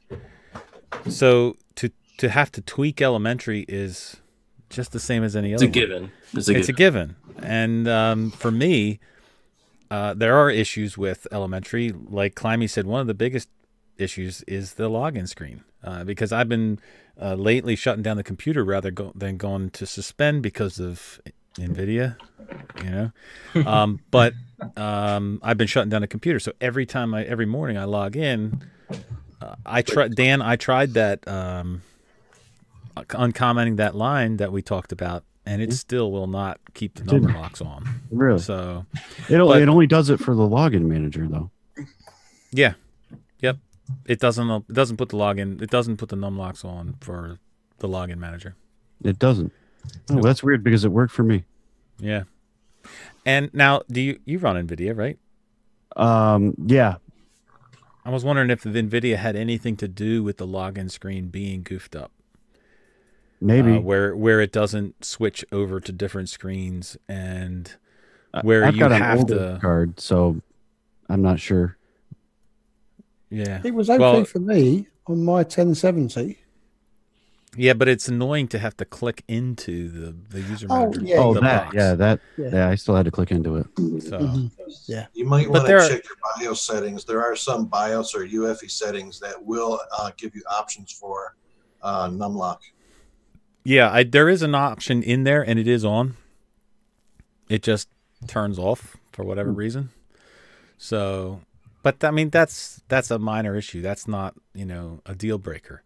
But like I said, this has no more issues than any other operating system I've run. So whether it's Ubuntu with GNOME or KDE Neon, I think what they're doing is a great thing. I think they're making their own Linux version. It's not like any other one. It's got all kinds of little features built into it, like Nightlight, like the little features in the terminal you were talking about, Popey, where like when you go to install something or you go to install something and it basically can't find it. It will say, hey, check for, maybe you want to do sudo apt install such and such a program to see if that's what you're looking for. Just little things like that are what make the operating system on a whole really, really nice. And for me, there isn't anything out there better to me, in my opinion. So that's why I'm going to keep running it. That little feature you mentioned about the terminal, that's actually an Ubuntu feature that they inherit, because I think that's in every Ubuntu distro. Yeah, it is. Is that new in 1804? No, No, that's that's around been 1604 at least. Yeah, Really? I don't ever remember seeing available that. in Debian too. And Chicken and I were working it up yesterday. I don't ever remember seeing that. Yeah, I hadn't seen it before either. That was pretty cool. Yeah, I ran Popey, 1604 for a couple of years, so I'm used to it. Popey, you were talking about in the Zoom chat about the deb packages, how you can get the dependencies installed. Yeah, something that people do all the time is use dpackage to install debs on the command line, and then often what you do is you dpackage, install a thing, and then it says, well, there's all these dependencies that you didn't install. And so often the workaround for that is after you do the dpackage -i, you do apt-get -f install, which then cleans up and pulls in all the necessary dependencies. But you can actually do that all in one step. And this has been in apt for a few years now. If you long time, as it works with apt-get too. Yeah, it does work. Well, it does. I can do it right now. Okay, that was an app. What you do that was imported into app. Yeah, like I don't typically use apt. I typically use apt-get, and it works perfectly fine. So the command is, for those people watching, you do apt install, and then you specify the actual path to the deb. So you, like, if it's in the current directory, you do apt install / and then the deb, and then it'll install the deb and all the dependencies, and not leave you like with stuff missing like dpackage does. By the way, all those he's years, exactly I'm just right. hearing it now. Yeah, I would just like to mention this makes a great right-click custom action in Thunar. So nice. Might actually be featured in MX Linux. I'm just saying. Wow. I've actually been figuring. Who needs GDebi? My thinking initial about making a replacement for GDebi. Was to do the apt command, but I wasn't including the /, so I then just went back to dpackage. Let's be honest. You can replace that GDebi on 1804 and have something that does that in a simple, like, single bash script using Zenity. It's super easy. If you really want to use a GUI. If you don't want to use a GUI, you can just go through the command line, that one simple command. Or you can install Eddie. Yeah, you just install Eddie and Eddie do it. Is there a PPA for Eddie? Because I didn't see Eddie, in the Eddie doesn't require PPA. It's okay, there. then how do you spell it? Is it UI or? Like, it's even on Pop OS. Like, it's all, I think it's on Ubuntu. Okay, because I didn't see it in the Ubuntu repos just now. What's it? How do you spell it? EDDY. I think it's a. Isn't that an elementary app? Yeah, it was one of the recommended apps, I think, even that came up at the top there. It does. Yeah, you're right, Dan. It does do that, yeah. Hang on. And it works just as well as GDebi does. Yeah, it's not in Debian or Ubuntu. Yeah, like here. And So it that doesn't tell you when you use GDebi. GDebi actually tells you that there's extra things to be installed. Eddie actually doesn't tell you that. It does install the extras. Nada. Is it EADDY? No, it's EDDY. Oh, okay. Yeah, EDDY right there. All right, now how do I stop doing this? Oh, there it is. Okay. Whoa, I thought I did something. Yeah, I know. I looked for a second, like, whoa. Just wondering, Rocco, when you log back into Elementary, do you get a whole heap of notifications from YouTube and stuff down on the right-hand side? That happens to me. And you cannot close them all at once. You've got to close each one individually. So that's No. I you tell you what I get for notifications. I get a notification that I have updates when I don't have any updates. Actually, no, let me back up. I get a notification that I have notifications when I don't have any notifications. Sounds trippy, man. The little red dot, the little red dot up there shows up, and you click on it and say, "Oh, I got something. What happened?" And you click on it, and it's like, "Oh, nothing happened." Okay. Notification inceptions. All right, hold on. Chicken's here, and so he's going to give us the quickest critique of Elementary OS. He's going to say nothing. Like, Chicken, Prophetic didn't quite completely save the day for Elementary, so save the day for Elementary. Yeah. What am I saving it from? Tell us how great it is. Negativity. Oh, it's okay. No, Chicken, real quick though, it's like it was very slight, very small things adding up together. So I don't think there was any. Yeah, no. There's a lot of small issues with it. I feel like one of the problems that I've noticed is that there's a bunch of kind of things that add up to create a bigger problem. So it's not like the whole thing just doesn't work. It's that there's a lot of little paper cut like issues that are creating a very abrasive experience. Now, did you find the same thing in Loki, or is this new to Juno? Actually, yeah. The difference is that Loki, when it was first released, also had a lot of issues that were kind of small, but there were so many of them that the entire thing was just a little rough to handle. The thing is it's very early on in its release, but I feel like they missed an opportunity for a primarily user-focused beta. The first two betas, those were made for app developers in particular and technical people to be testing. So you weren't going to see a lot of people using it for normal things in their day-to-day lives. You know, they weren't using it on their production machines. They weren't trying it in the way that a lot of people are trying it now. And so I feel like they really missed that boat, and that's why we're seeing a lot of these issues. I agree. Yeah, that's a good point. But yeah, my issue with, I don't know about the music and the other apps that have the display problems and the printer thing the application problem. I don't know if those are paper cuts, because they're trying to have their app center be like this haven for developers. But those are the first three apps I clicked on, and that was like, why am I going to do anything? Of course, I did buy Melody. So the Melody guy, hey, props to you. Melody is fantastic. That worked really nice. I really like the way it looks. It doesn't have a queue as far as I can tell, but it looks nice. And I did go and buy it. And you know what else? When Melody updated today, it didn't ask me for another $3. So it remembers that I paid for it, which was nice. I downloaded something else, and it asked me again to donate. So that worked the way it's supposed to work. I didn't have a problem with the App Center at all. I thought that was an interesting implementation. With the music player in Elementary, I do recall they made some changes under the hood to kind of make everything faster. I'm not sure if this issue in particular existed in Loki, because I honestly haven't seen that issue myself. Once it was pointed out, and I tried it in Juno, I was able to find that. It's just normally, you know, I select a bunch of music and start playing it, but it's possible that when they were kind of moving everything around to try and clean things up under the hood, that they may have created this issue inadvertently.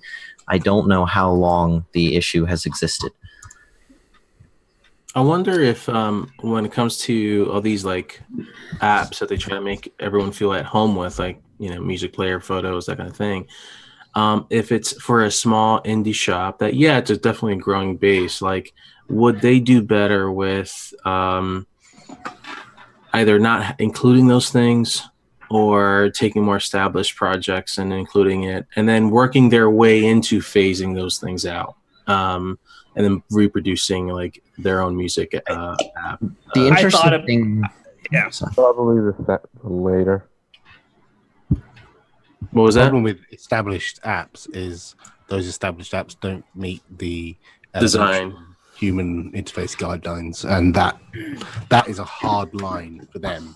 This is one of the reasons why Snapd is not installed by default, and why you can't easily install snaps by default is because it lets users pollute their desktop with things that don't look right according to the elementary human interface guidelines, and they would rather it was harder for you to install stuff, and it was easy to install native elementary applications, and they do that through App Center very well.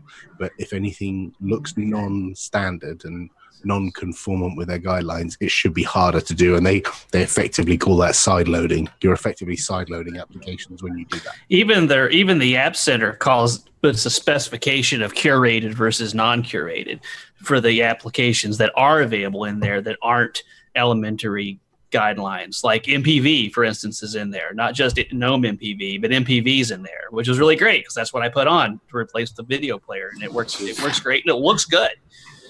Yep, I noticed that when I was installing my IRC client, Quassel. It was listed as non-curated. And on top of that, again, I had the issue of trying to get the Qt application of Quassel to look well, which I kind of failed at doing so in Elementary's environment. It just didn't work well.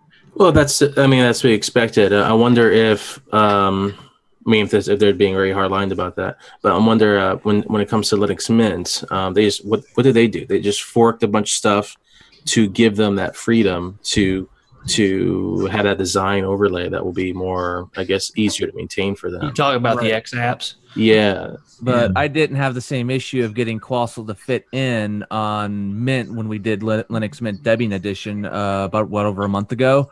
And I also don't have as hard of a time getting that to fit in on something like GNOME Shell. Yeah. I'm still not surprised because Elementary is like you said, that their standard is like so high. They want to make it hard. Some of that also has to do with the fact that the theme itself is targeted particularly for those elements that are common in Elementary, and that other applications from other environments just don't. They don't call those elements. They don't have those placed around in their apps. They're entirely different and similar at the same time. You just triggered me, chicken. There's no such thing as themes.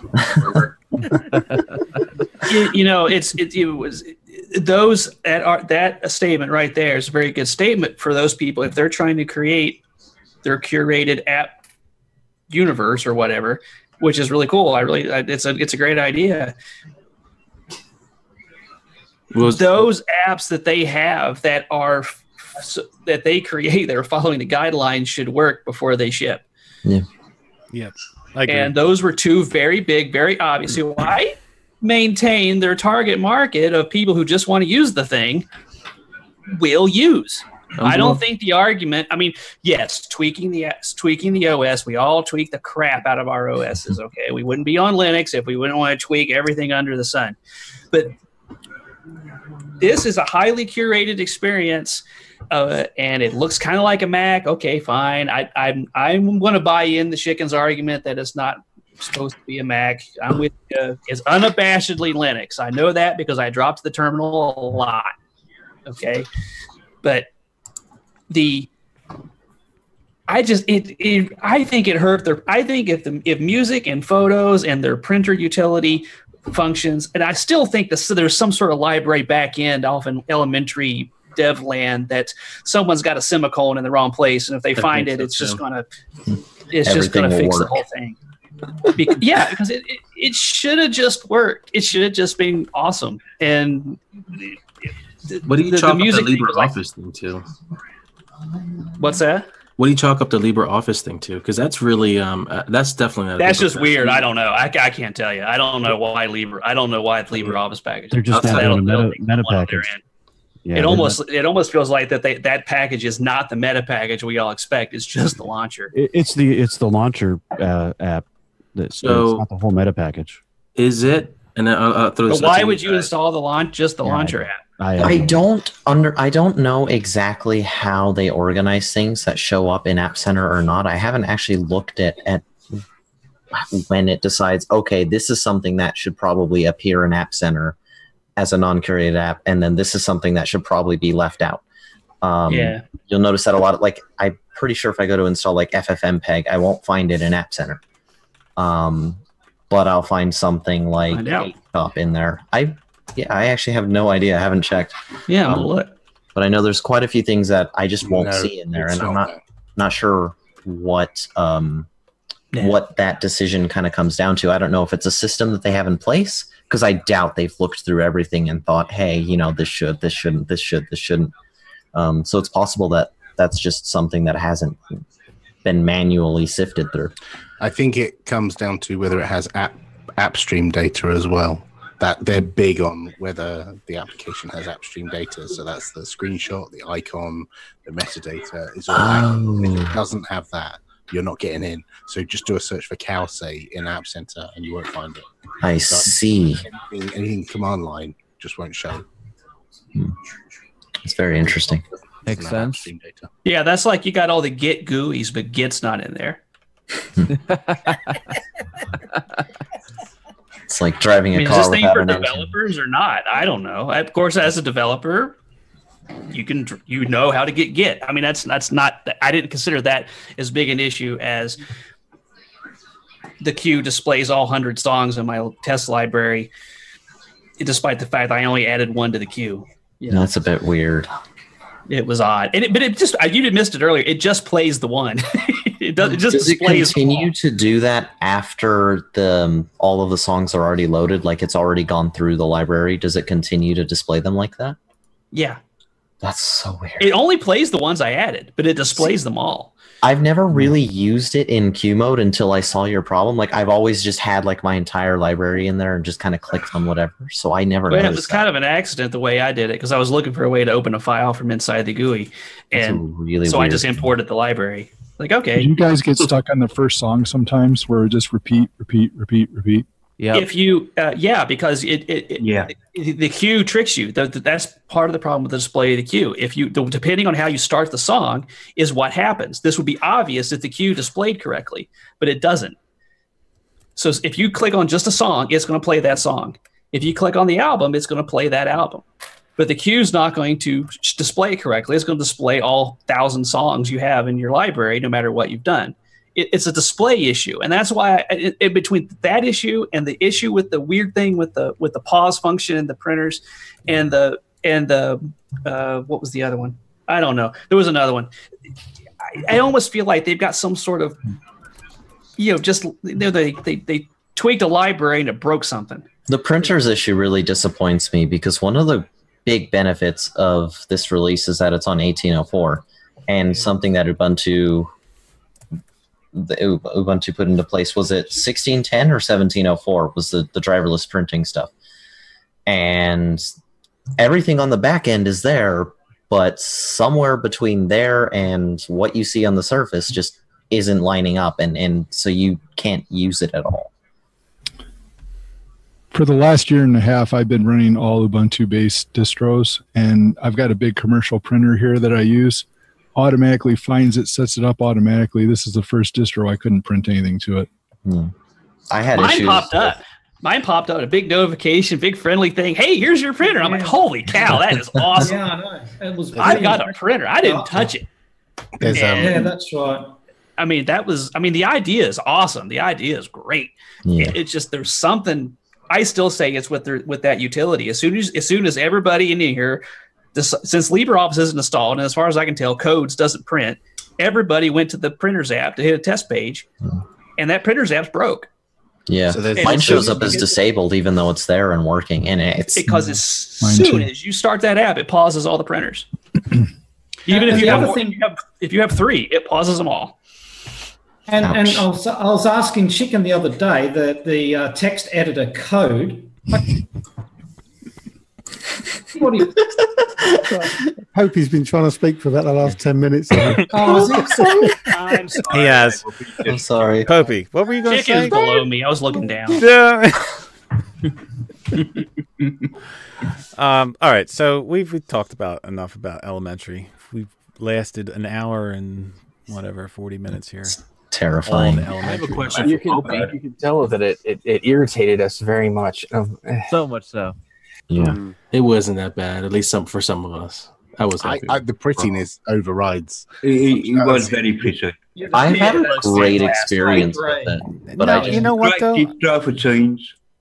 Here's if they the thing. just want to watch YouTube videos, if they just want to play their music or watch their videos and just use the apps that are already built in, it's absolutely fine. Yep. I think that was the idea of it, wasn't it? To be like that. Yes. Just for But the moment the you casual start user. wanting to do, but the moment you want to do any work on it, like as Dolphin said, you download what you think is LibreOffice and it's and all that, then it's a pain. Yeah, That's but I where think that being the pretty operating system gives it a bad image because people. But it's pretty. But it is pretty. But people talk about that often because it is it's pretty. the blonde operating system. But don't they set up the guide? Don't they set But up? it's like then it's set up for this big on this big pedestal to say it's pretty, and everybody then has this big downfall to say, oh well, it doesn't do this, and it doesn't do that. Your argument is but the thing that it doesn't do, every other distro can do within reason. I mean, Isn't it when the I was case running that, Loki, sorry. isn't it about running, just installing it and running it just to do random things? Couldn't you just do that with?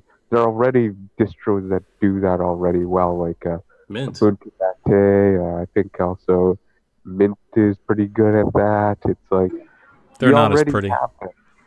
No, that's Okay, pretty. you lose a bit of prettiness, but you get a bit of functionality if you want. It feels like this is the whole thing about elementary. It feels like it's both replicating something that's already being done, and also what they're trying to do isn't a good fit for the small size of the team that they're wanting to do. It's like Apple can do what they want because they're a billion-dollar trillion-dollar corporation, isn't it? Now that they can specify exactly what their OS is because they control everything. They control the hardware and they control everything about the software. So they could be control freaks all they want, but this they have to use in order to get the full functionality. You have to install other software that don't follow their exact protocol. So it feels like it's. I wish them luck, but I do feel like it feels like their mission is a bit off. But even Apple had OS 9. So I mean, it really is. That's what it is. I think they're carving out a new market for. We think there's not a market for this, or it means in general, but there is a growing market of the non-techie Linux user, and I think they're trying to capitalize on that. And I think they're well on their way and their size and the App Center. So I agree, the early days are a little rough. But I've got to say, if there are apps, especially the ones that were built in, the ones that they make, especially first-party ones, if they did work flawlessly, it would be way better. Although I have to say, the Photos app, I'm not sure if any of you guys really fiddled with that. I can get it installed. Hi guys, pre-installed. It's pre-installed. Which one are you talking about? Photos. Yeah, Photos. There must be another one called Photos. I think there is. Yeah, there's a few photo management apps, I think. But it's so far because I've used Shotwell in the past, and it just does not recognize so many of my phones or my cameras and things like that. But Photos has always done that for me, so I have no idea what it is about it, but it's a lifesaver. So they have the same app, but with two different revisions. They have two Photos apps. Really? Two different, yeah. One that comes pre-installed, and then they have one that is a different revision, like a different version of the same app. That's not hidden from App Center? No, it's in there. Like when he said that, I was like, "Oh, wait a second, let me go look." Oh, Are you sure sure enough, That's Are you crazy. sure it's not GNOME That's not Photos?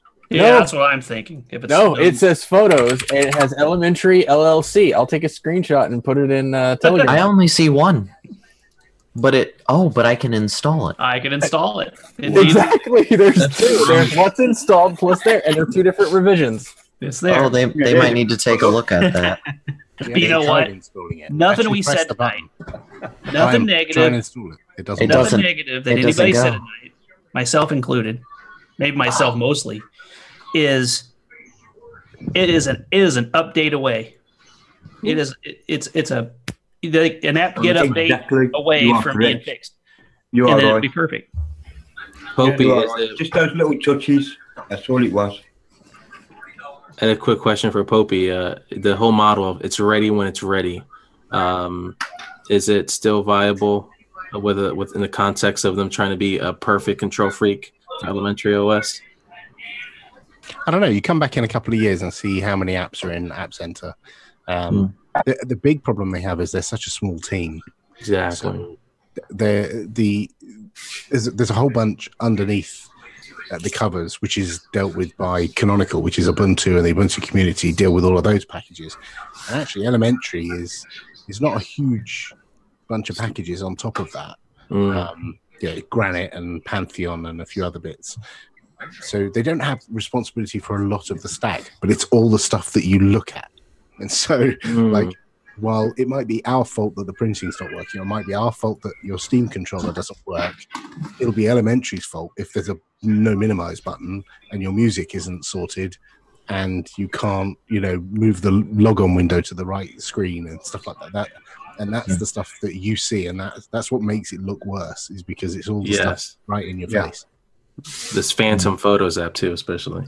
And Popey, you were onto something, when you were talking about how they make things harder to install, like the software properties common package, just add a PPA. Like there's no need for that not to be in there, because if you're adding a PPA, you're already dropping in to install that anyway.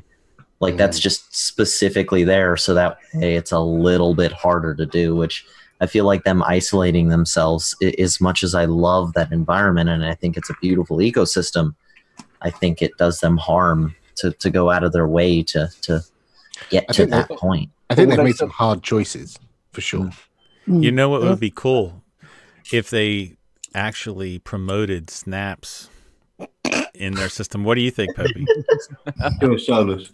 Don't think I haven't spoken to them about this. Ubuntu without snaps. That would. I would imagine it's a short conversation. Actually, it's multiple very long conversations. Oh. Which one's better? Well, let's talk about Cassidy has had his decisions and his discussions too on that one. Let's talk about the numbers in snaps, Popey. Oh, crikey. Too many of them. Canonical just put out an article about the numbers of snaps, so take it away. Yes, there was an infographic we published. I'm trying to find it now. He's memorized it all. He can print it through his eyeballs. I'm trying to look for it so I don't say anything wrong. You can print it from his printer. Oh, wait. It's on snapcraft.io/blog, I think. And it was an infographic because people like sharing these things on social media. And there's some headline numbers in there. I think over 4,100 snaps, it says. Wow. And then there's loads and loads of pretty little icons for like representing all the different snaps that there are. Yep. I'm at least 80 of those. It says 100,000 snap installs per day to the cloud server, container, desktop, and IoT devices. Wow. That's a lot. More than 3 million new snap installs a month. Wow.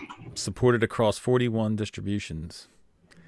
So, yeah, I think that one was important to put in there because a lot of people keep saying snaps only work on Ubuntu, and we know that's not the case because we see people installing them on lots of different distros, and so it was very important to put that one in there to say it's not the case that it is only Ubuntu. Sure, it comes from the same company that makes Ubuntu, and there are a lot of people who work on both, like work on snaps and work on Ubuntu, but the fact that it works on Fedora and Arch and other places as well.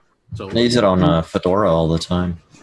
Yeah, I just put a link as well, in there. So 1 million of those installs were from us 17 lot distro. No, because I got a script for that.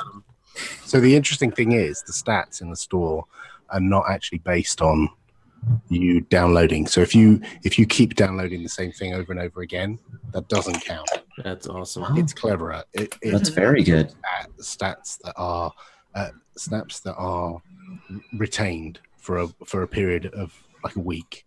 So if the snap stays installed, then that counts as a hit. So if I change my system clock, does that no. Doesn't change the IP. You probably have to change it every day and then move to somewhere that's a different time zone, and you have to go out of your way to break. Use a tool browser. That's pretty cool. But that's Snapcraft amazing, though. 4,100 snaps available. And that's already wrong because it's already gone up since this was printed. So No way. It's already got It's probably gone up since the conversation, to be fair. It's nearly 4,200. Well, yeah, I actually uploaded one earlier today, so it's definitely gone up by one. What'd you upload? A Mastodon client, a Mastodon. terminal-based Mastodon client called Toot. I love Toot. Yeah, so if you just do snap No, install Toot's Toot, quite cool. it's yeah, you get a command line client. Tooty Toot. Very Snapcraft nice. actually designed the snap packages to be universal so that you can use them on any Linux distribution out there.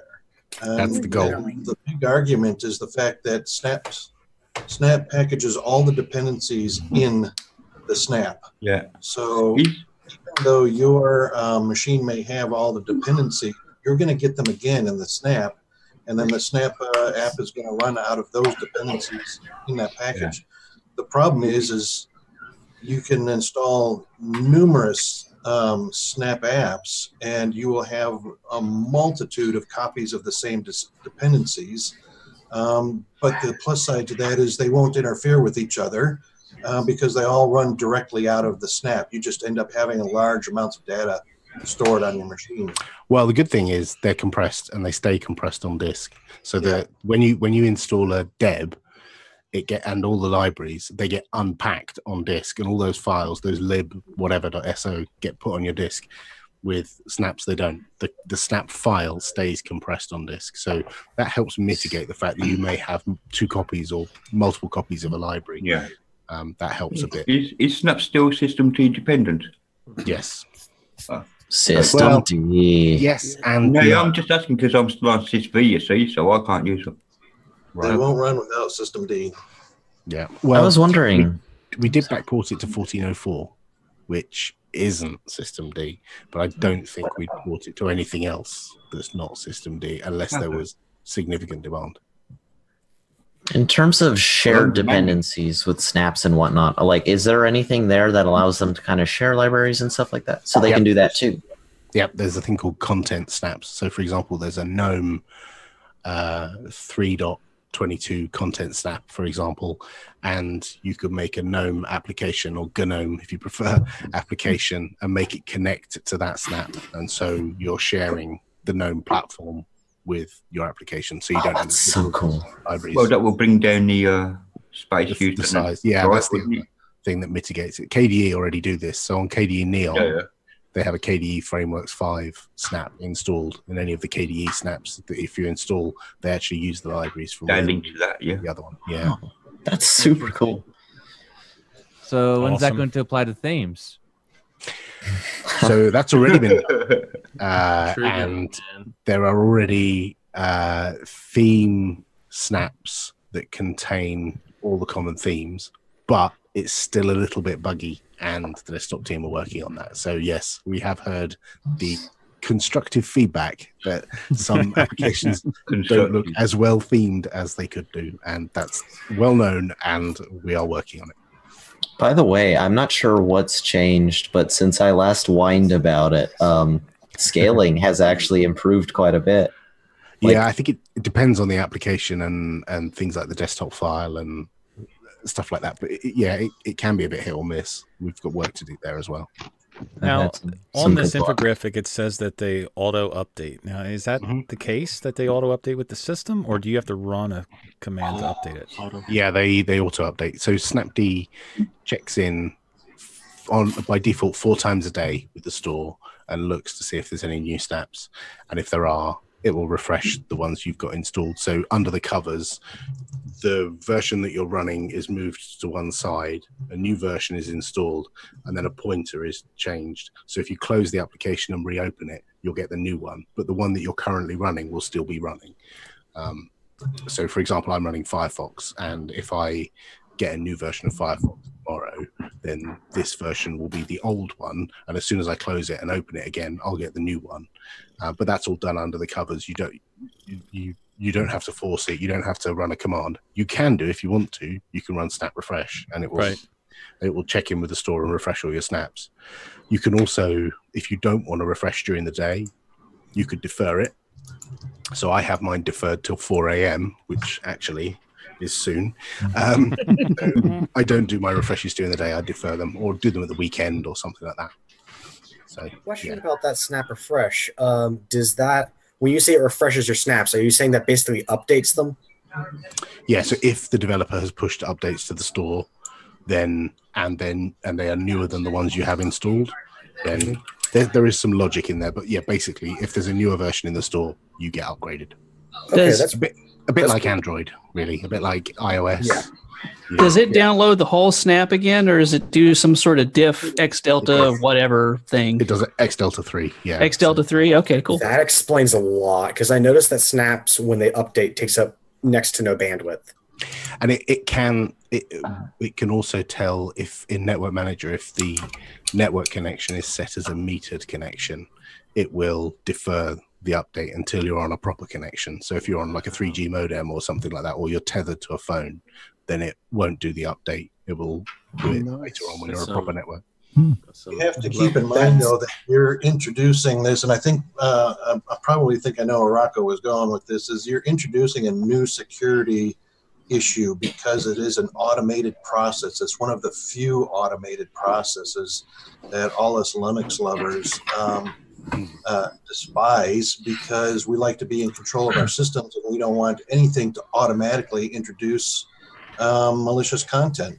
Well, we also don't want people to have outdated systems out in the wild that, people, you hear about all these, baby cam things that have got outdated software, or wireless routers that people, or routers that have in their house that are outdated. And we would rather not be responsible for the platform where that was allowed to happen. We would rather default secure, so you get the latest up-to-date version of software, rather than default so that people could leave systems in a old and crusty state. We'd rather you had updates. Beautiful thing about rollback. By the way, it's a router. Yeah. Potato. I'm super. Right, Zeb? Marmite. I'm super used to kind of like whenever I'm updating my apps, I just hop into a terminal and sudo apt update. I even do that on elementary, even though I don't need to. I still do it. I do the same. Yeah. But I actually really appreciate having auto update on snaps. Like, I don't know. I think there's a bit of an issue. Like, some people were worried about like how long you can defer things and stuff like that. But like for me personally, it does just make my life a lot easier because I don't have to remember that. And then And well, that's down to personal choice though too. Yeah, right, because some people want that. Yes. Some people prefer the control, and that's why the defer options were added in, is so that you could push it back a month. I think the maximum you can push it back is 60 days, and then it will demand to do a refresh. That is quite a long time. Yeah, that's quite a fair while. But it has to. The reason that was added in is for people who've got devices that are on really poor connections in very remote locations where it's very difficult to get the bandwidth in order to do the updates, and you don't want to be updating all the time, so you want to defer it if you can, but you also want to have the confidence that they're up to date and secure. And so it's a balancing act. But yeah, I quite like that. Oh, new stuff has arrived. It's like on my Android phone, I have no idea what version of the Spotify app I have on there. And I have no idea what version of Firefox is on there either. I just know that I've got the latest version. And I like that. I like that I've got the latest version of software on my phone. And I actually quite like that I've got the latest version of software on my desktop as well. I feel like you guys have done well not closing the app you're currently using to update. I've had that happen to me on Android a few times. And I'm like, it used to break. It used to break on snaps as well. So you guys have done well. I haven't experienced that. I'm like, yes. It keeps two old versions of your every app. Oh, so if it breaks, you can just roll back. Yeah, you could just type snap. If you didn't like the latest update, you could just type snap revert and then the snap name, and it will just go back to the previous version. Oh wow, that's one thing I love about snaps is even the terminal parts of it. Easy. Like I've used Flatpaks, and I'm just like, okay, so I've got to set up the repo, and then I need to type this weird address. That's fun. That my question was going to be, is Linux those nuances what made Snap so popular and take off? Yeah, because other people have tried this years ago, even, But what is it about snaps that made it successful? And it sounds like all those subtleties that you mentioned, Popey, the deferment, all that stuff. Is that the thing that you think makes it like it's running wild? I think it's just the next generation of the PPA. Yeah, I think that the whole PPA thing, like a lot of people have said, well, what, this isn't a problem that needed fixing. Like you've got PPAs, you've got the archive. This isn't something that needed fixing. And the problem is, like for all of us sitting on this call, we all know what PPAs are. And we know, there are a machine somewhere with some packages on, right? A normal user does not know that. They know that they heard that there's this thing called Spotify, or they know they've heard that there's this great video player called VLC. And having to go into a terminal and type arcane commands in order to add a PPA and then add some kind of encryption key or to a key ring. What the hell is that about, right? What you actually want to do, open GNOME software or the App Store and press a button on that familiar VLC cone icon and know that icon is going to move onto your computer somehow and you can then launch it, right? That's what normal people do, is they click stuff. And actually, our stats show that normal people do open GNOME software because we change the editor's picks on GNOME software on like a bi-weekly basis. And if we put an application in that top editor's picks section in GNOME software, then the number of installs goes up. Like within hours, it shoots up. And so people are opening GNOME software and looking for software. They're looking for new things to install. And it's within Linux nerd circles, there's this common thing where we all say, oh no, everyone just uses apt. Nobody uses GNOME software to find new applications. And that's just wrong. And I can prove it because there are applications that I have put in the editor's picks and they just go whoop up. See, I use it. Like I use it forever. Yeah, like I use it. That's the first place I go. Yeah, it's the first thing I go. I may have scripts that do things, but sometimes, just sometimes, I want to be able to go look at a pretty picture before I decided to. No, it may sound really weird, but sometimes I just want a pretty picture. Sounds normal. It sounds pretty normal. I know. It's like. And then you've got the little website little button on it, and you click on it. You go exactly. Especially if I don't know what an app does. Do I really want this or not? Is this really cool? That's the first place I go. What it's going to look like. Yep. Yeah, it's the first place I go. Yep. Popey, it's normal to you, but have you heard of this thing called Discover? I run KDE Neon on my ThinkPad, and yes, I do. I speak with the KDE Discover developers on a regular basis, and they've added Snap support, and they've just recently added support for the verified tick. So we verify some of the publishers who put snaps in the store so that users can have more confidence, much like a Twitter tick or a tick you get in the Play Store. We added that so that users can have confidence that this is VLC from the VLC developers, not from some dodgy random dude who's just shoved a malware copy of VLC in the store, right? And the KDE Discover developers have added that as well. So very soon, in an update that's coming at the end of the year, you'll also see the little verified tick box next to Nice. The saving grace of Discover, right there.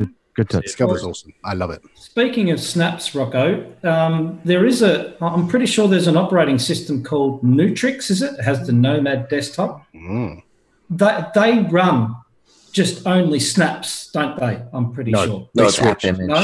They run app images. Oh, is it app image? Is it? Yeah. Oh, well, that's. I didn't know there were enough app images to do that, but.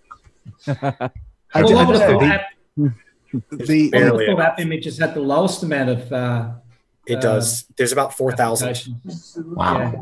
Yeah. I'm actually working on a program right now that's been kind of like what the AUR helpers are, but for Debian-based operating systems. And I was wanting to add app images to that, but there's no good repo for those. So they've recently created an app image. Hub. I think it's called App Image Hub. There is an App Image Hub, but the problem with that is it's not coded in a way that you can like connect to it almost like you would do with apt or snap. and tell it, hey, I want this app image, download that for me and install it.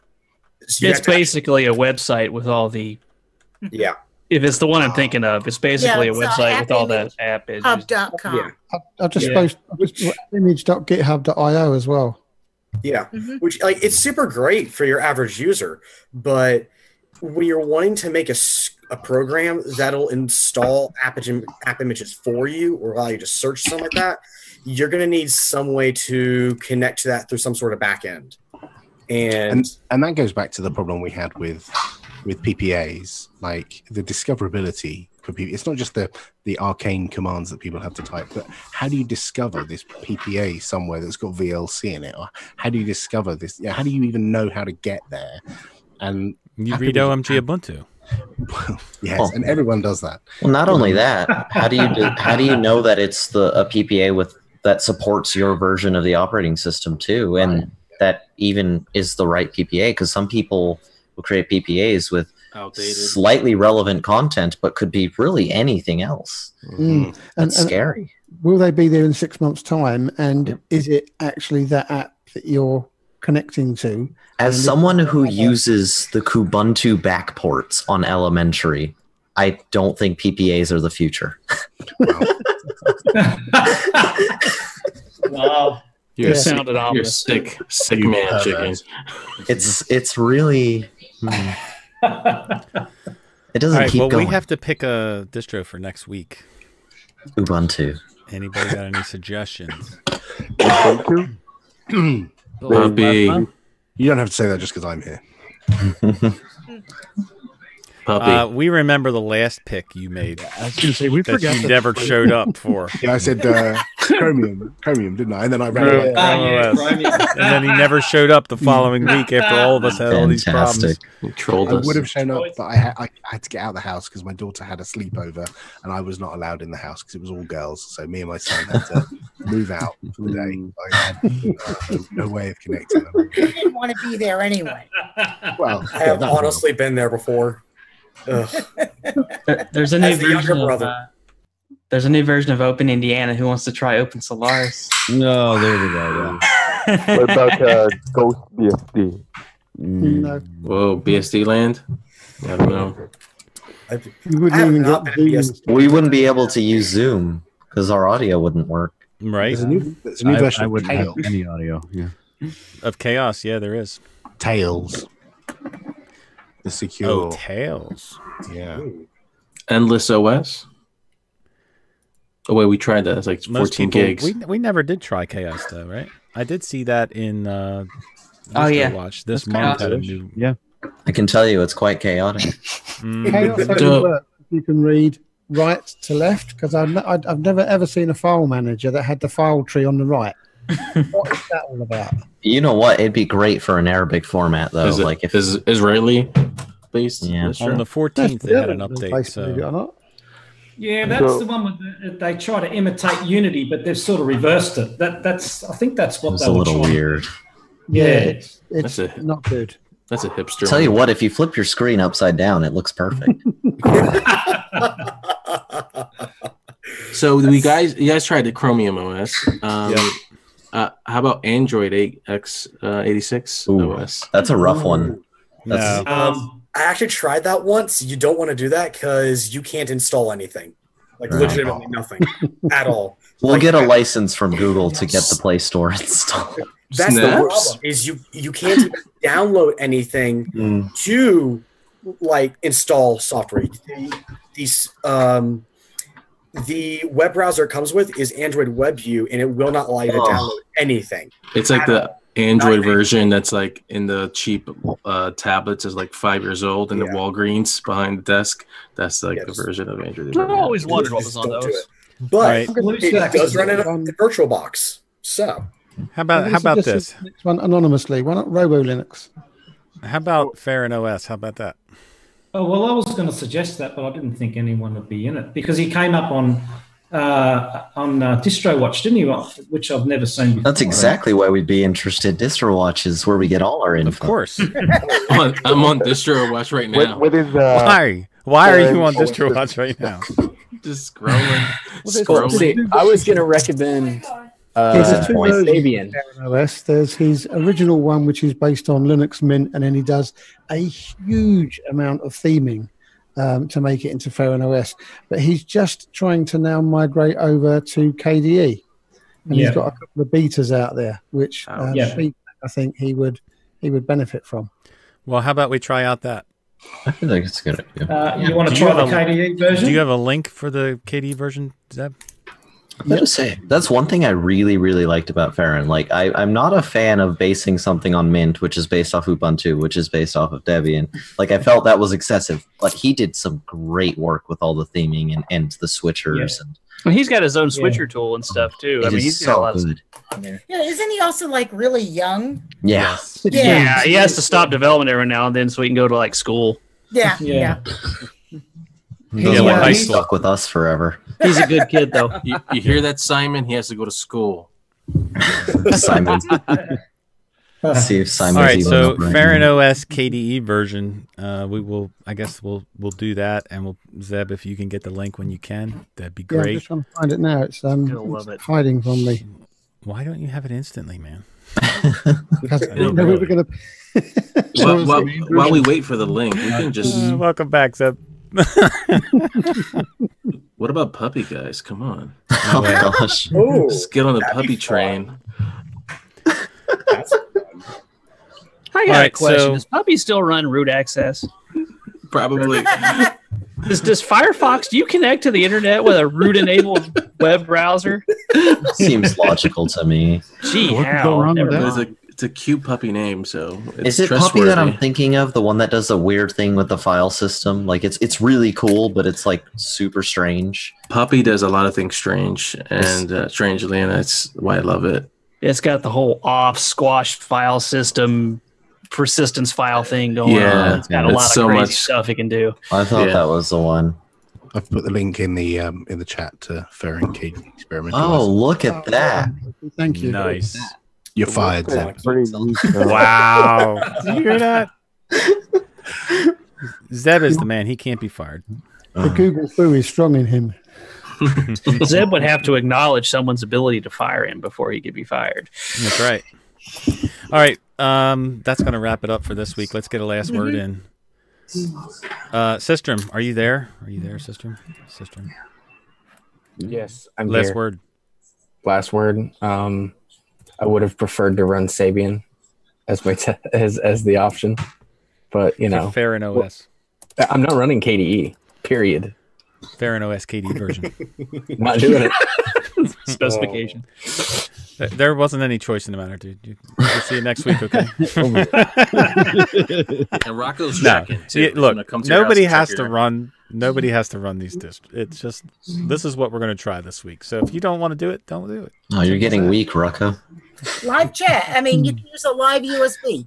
Like what I do. Yeah, boot it up into a live USB. Yeah. Check it out. That How's works. Fair. It's fair. Barb's a USB checker. All right. I'm the USB checker. And just because I don't want to disturb my happily working systems, either one. All right, Thomas. Last word. All right, so bear with me here. Oh, First thing, there are 4 days left until the end of my wallpaper contest for Draugr OS. So if you're planning on submitting a wallpaper, do that soon. Barb. Huh? Me? Your I heard cats. my name. Your cats. Your cat pictures for his wallpaper OS. The cat starfish. Yes. He's back. I've been rotating them this evening. I'm sorry. Go ahead, Tom. Okay. Day after that, a changelog for Draugr OS is coming out. And then I'm going to be releasing a performance comparison in a few days for that too, just to like compare it and see if it's actually doing anything good. Follow Draugr OS on Twitter. And I'm making a quick shout out to my Windows fanatic friend, Brian. Try Linux, Brian. Do it. You know it's fun. Do it. Do it. All right, Brian. You know you got to try it. So there you go. He keeps saying I Windows didn't know is there were still Windows fans. Only Windows people forced into it or people paid to like it. Yeah. Man, I wish I got paid to like Windows 10. Are you kidding? All right, PZ, last word.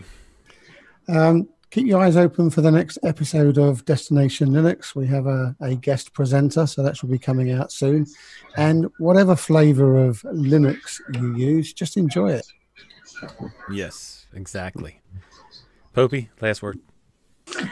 Listen to the Ubuntu podcast Thursday this week, where I will be reviewing this thing, the Clockwork Game Shell, which is a Debian-based game. You should have brought it up tonight. That's so cool. Earlier. It's rather Yeah. cool. Oh, man. All right, stay around for the after show. We'll talk about it. Steve, last word. Well, I was thankful that I could shut down elementary and boot up Bodhi Linux to actually get work done today. Hey, there's all good things to be thankful for, Steve. All right, Dan, last word. Not much else to add. Just elementary, dear Rocco. Mm-hmm. Colin, last word. Not so elementary, dear Rocco, this week, but also it did. Even besides the problems with elementary, it is running okay. There's a few little annoyances there. I believe that they'll probably be sorted out. I had great expectations because I thought all I needed to do from Loki to Juno was to fix the printing issues, and it was the done deal. But unfortunately, that wasn't the case. But I reckon they'll be getting better, I think. So looking forward to Ferran OS. I've already got the ISO downloaded because I've already tried it before. So so that's an easy one for me this week. That's cheating, Colin. No, it's not. Have you got the KDE version? Yes, I've got all his versions. I like the work that he does, and I follow him quite a fair bit. So I'm looking forward to it. Nice. All right, Rocket Wolf, last word. Well, I guess probably the most elementary aspect of it is how easy it is to uninstall it.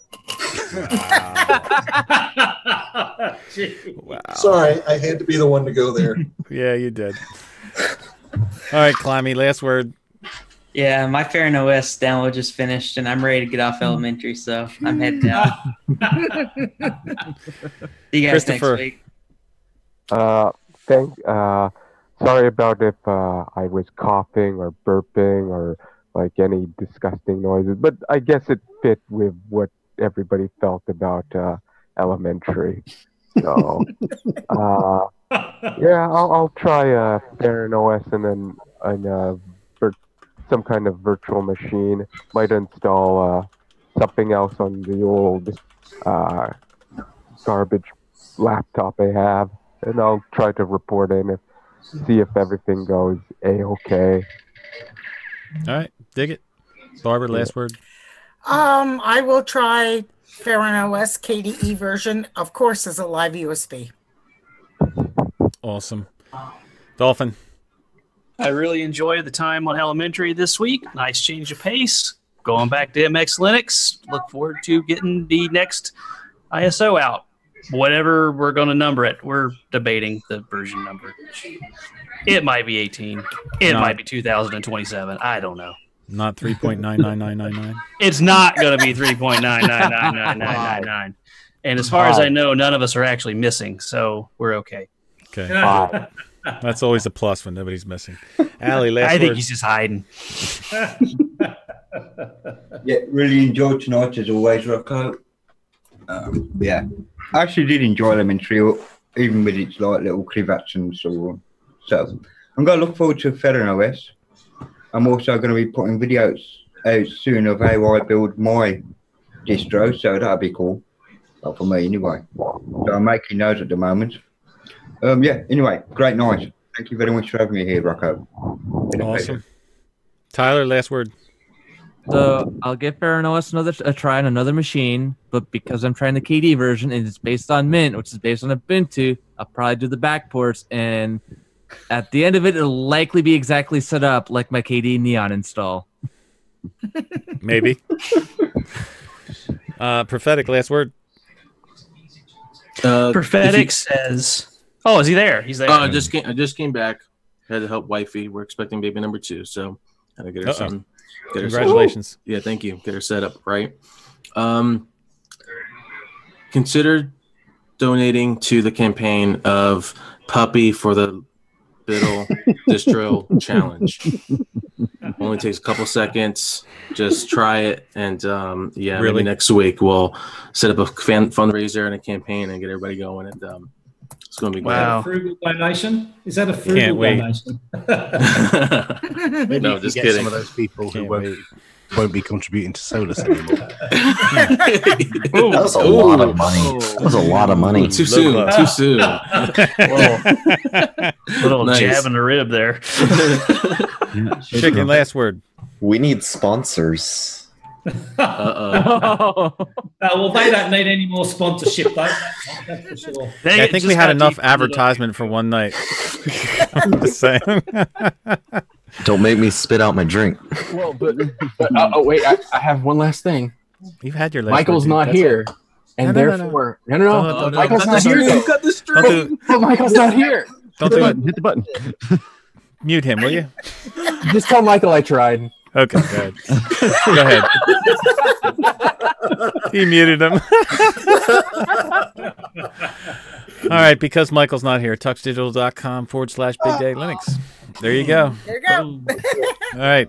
Join us in the Telegram group if you like. We have a chat all week long about the woes of what distro we're trying and what we're going to do. So, and there's a lot of help in there as well. Sometimes we fix them. Sometimes we fix problems along the way. And what happens is people have problems, the really quick guys like Climby, who left and is probably installing Farron OS right now. They work out some of the bugs before we get there. I gotta be honest, you guys have helped me fix so many problems that I've had. But my last word is thank you to each and every one of you for showing up. You're welcome, and thank you for doing this every week. You're welcome. Yeah, I love thanks, thank you for this. You too. And we will see you guys next week. Okay, bye. Good night. Ciao. Good night. Hey guys, good night.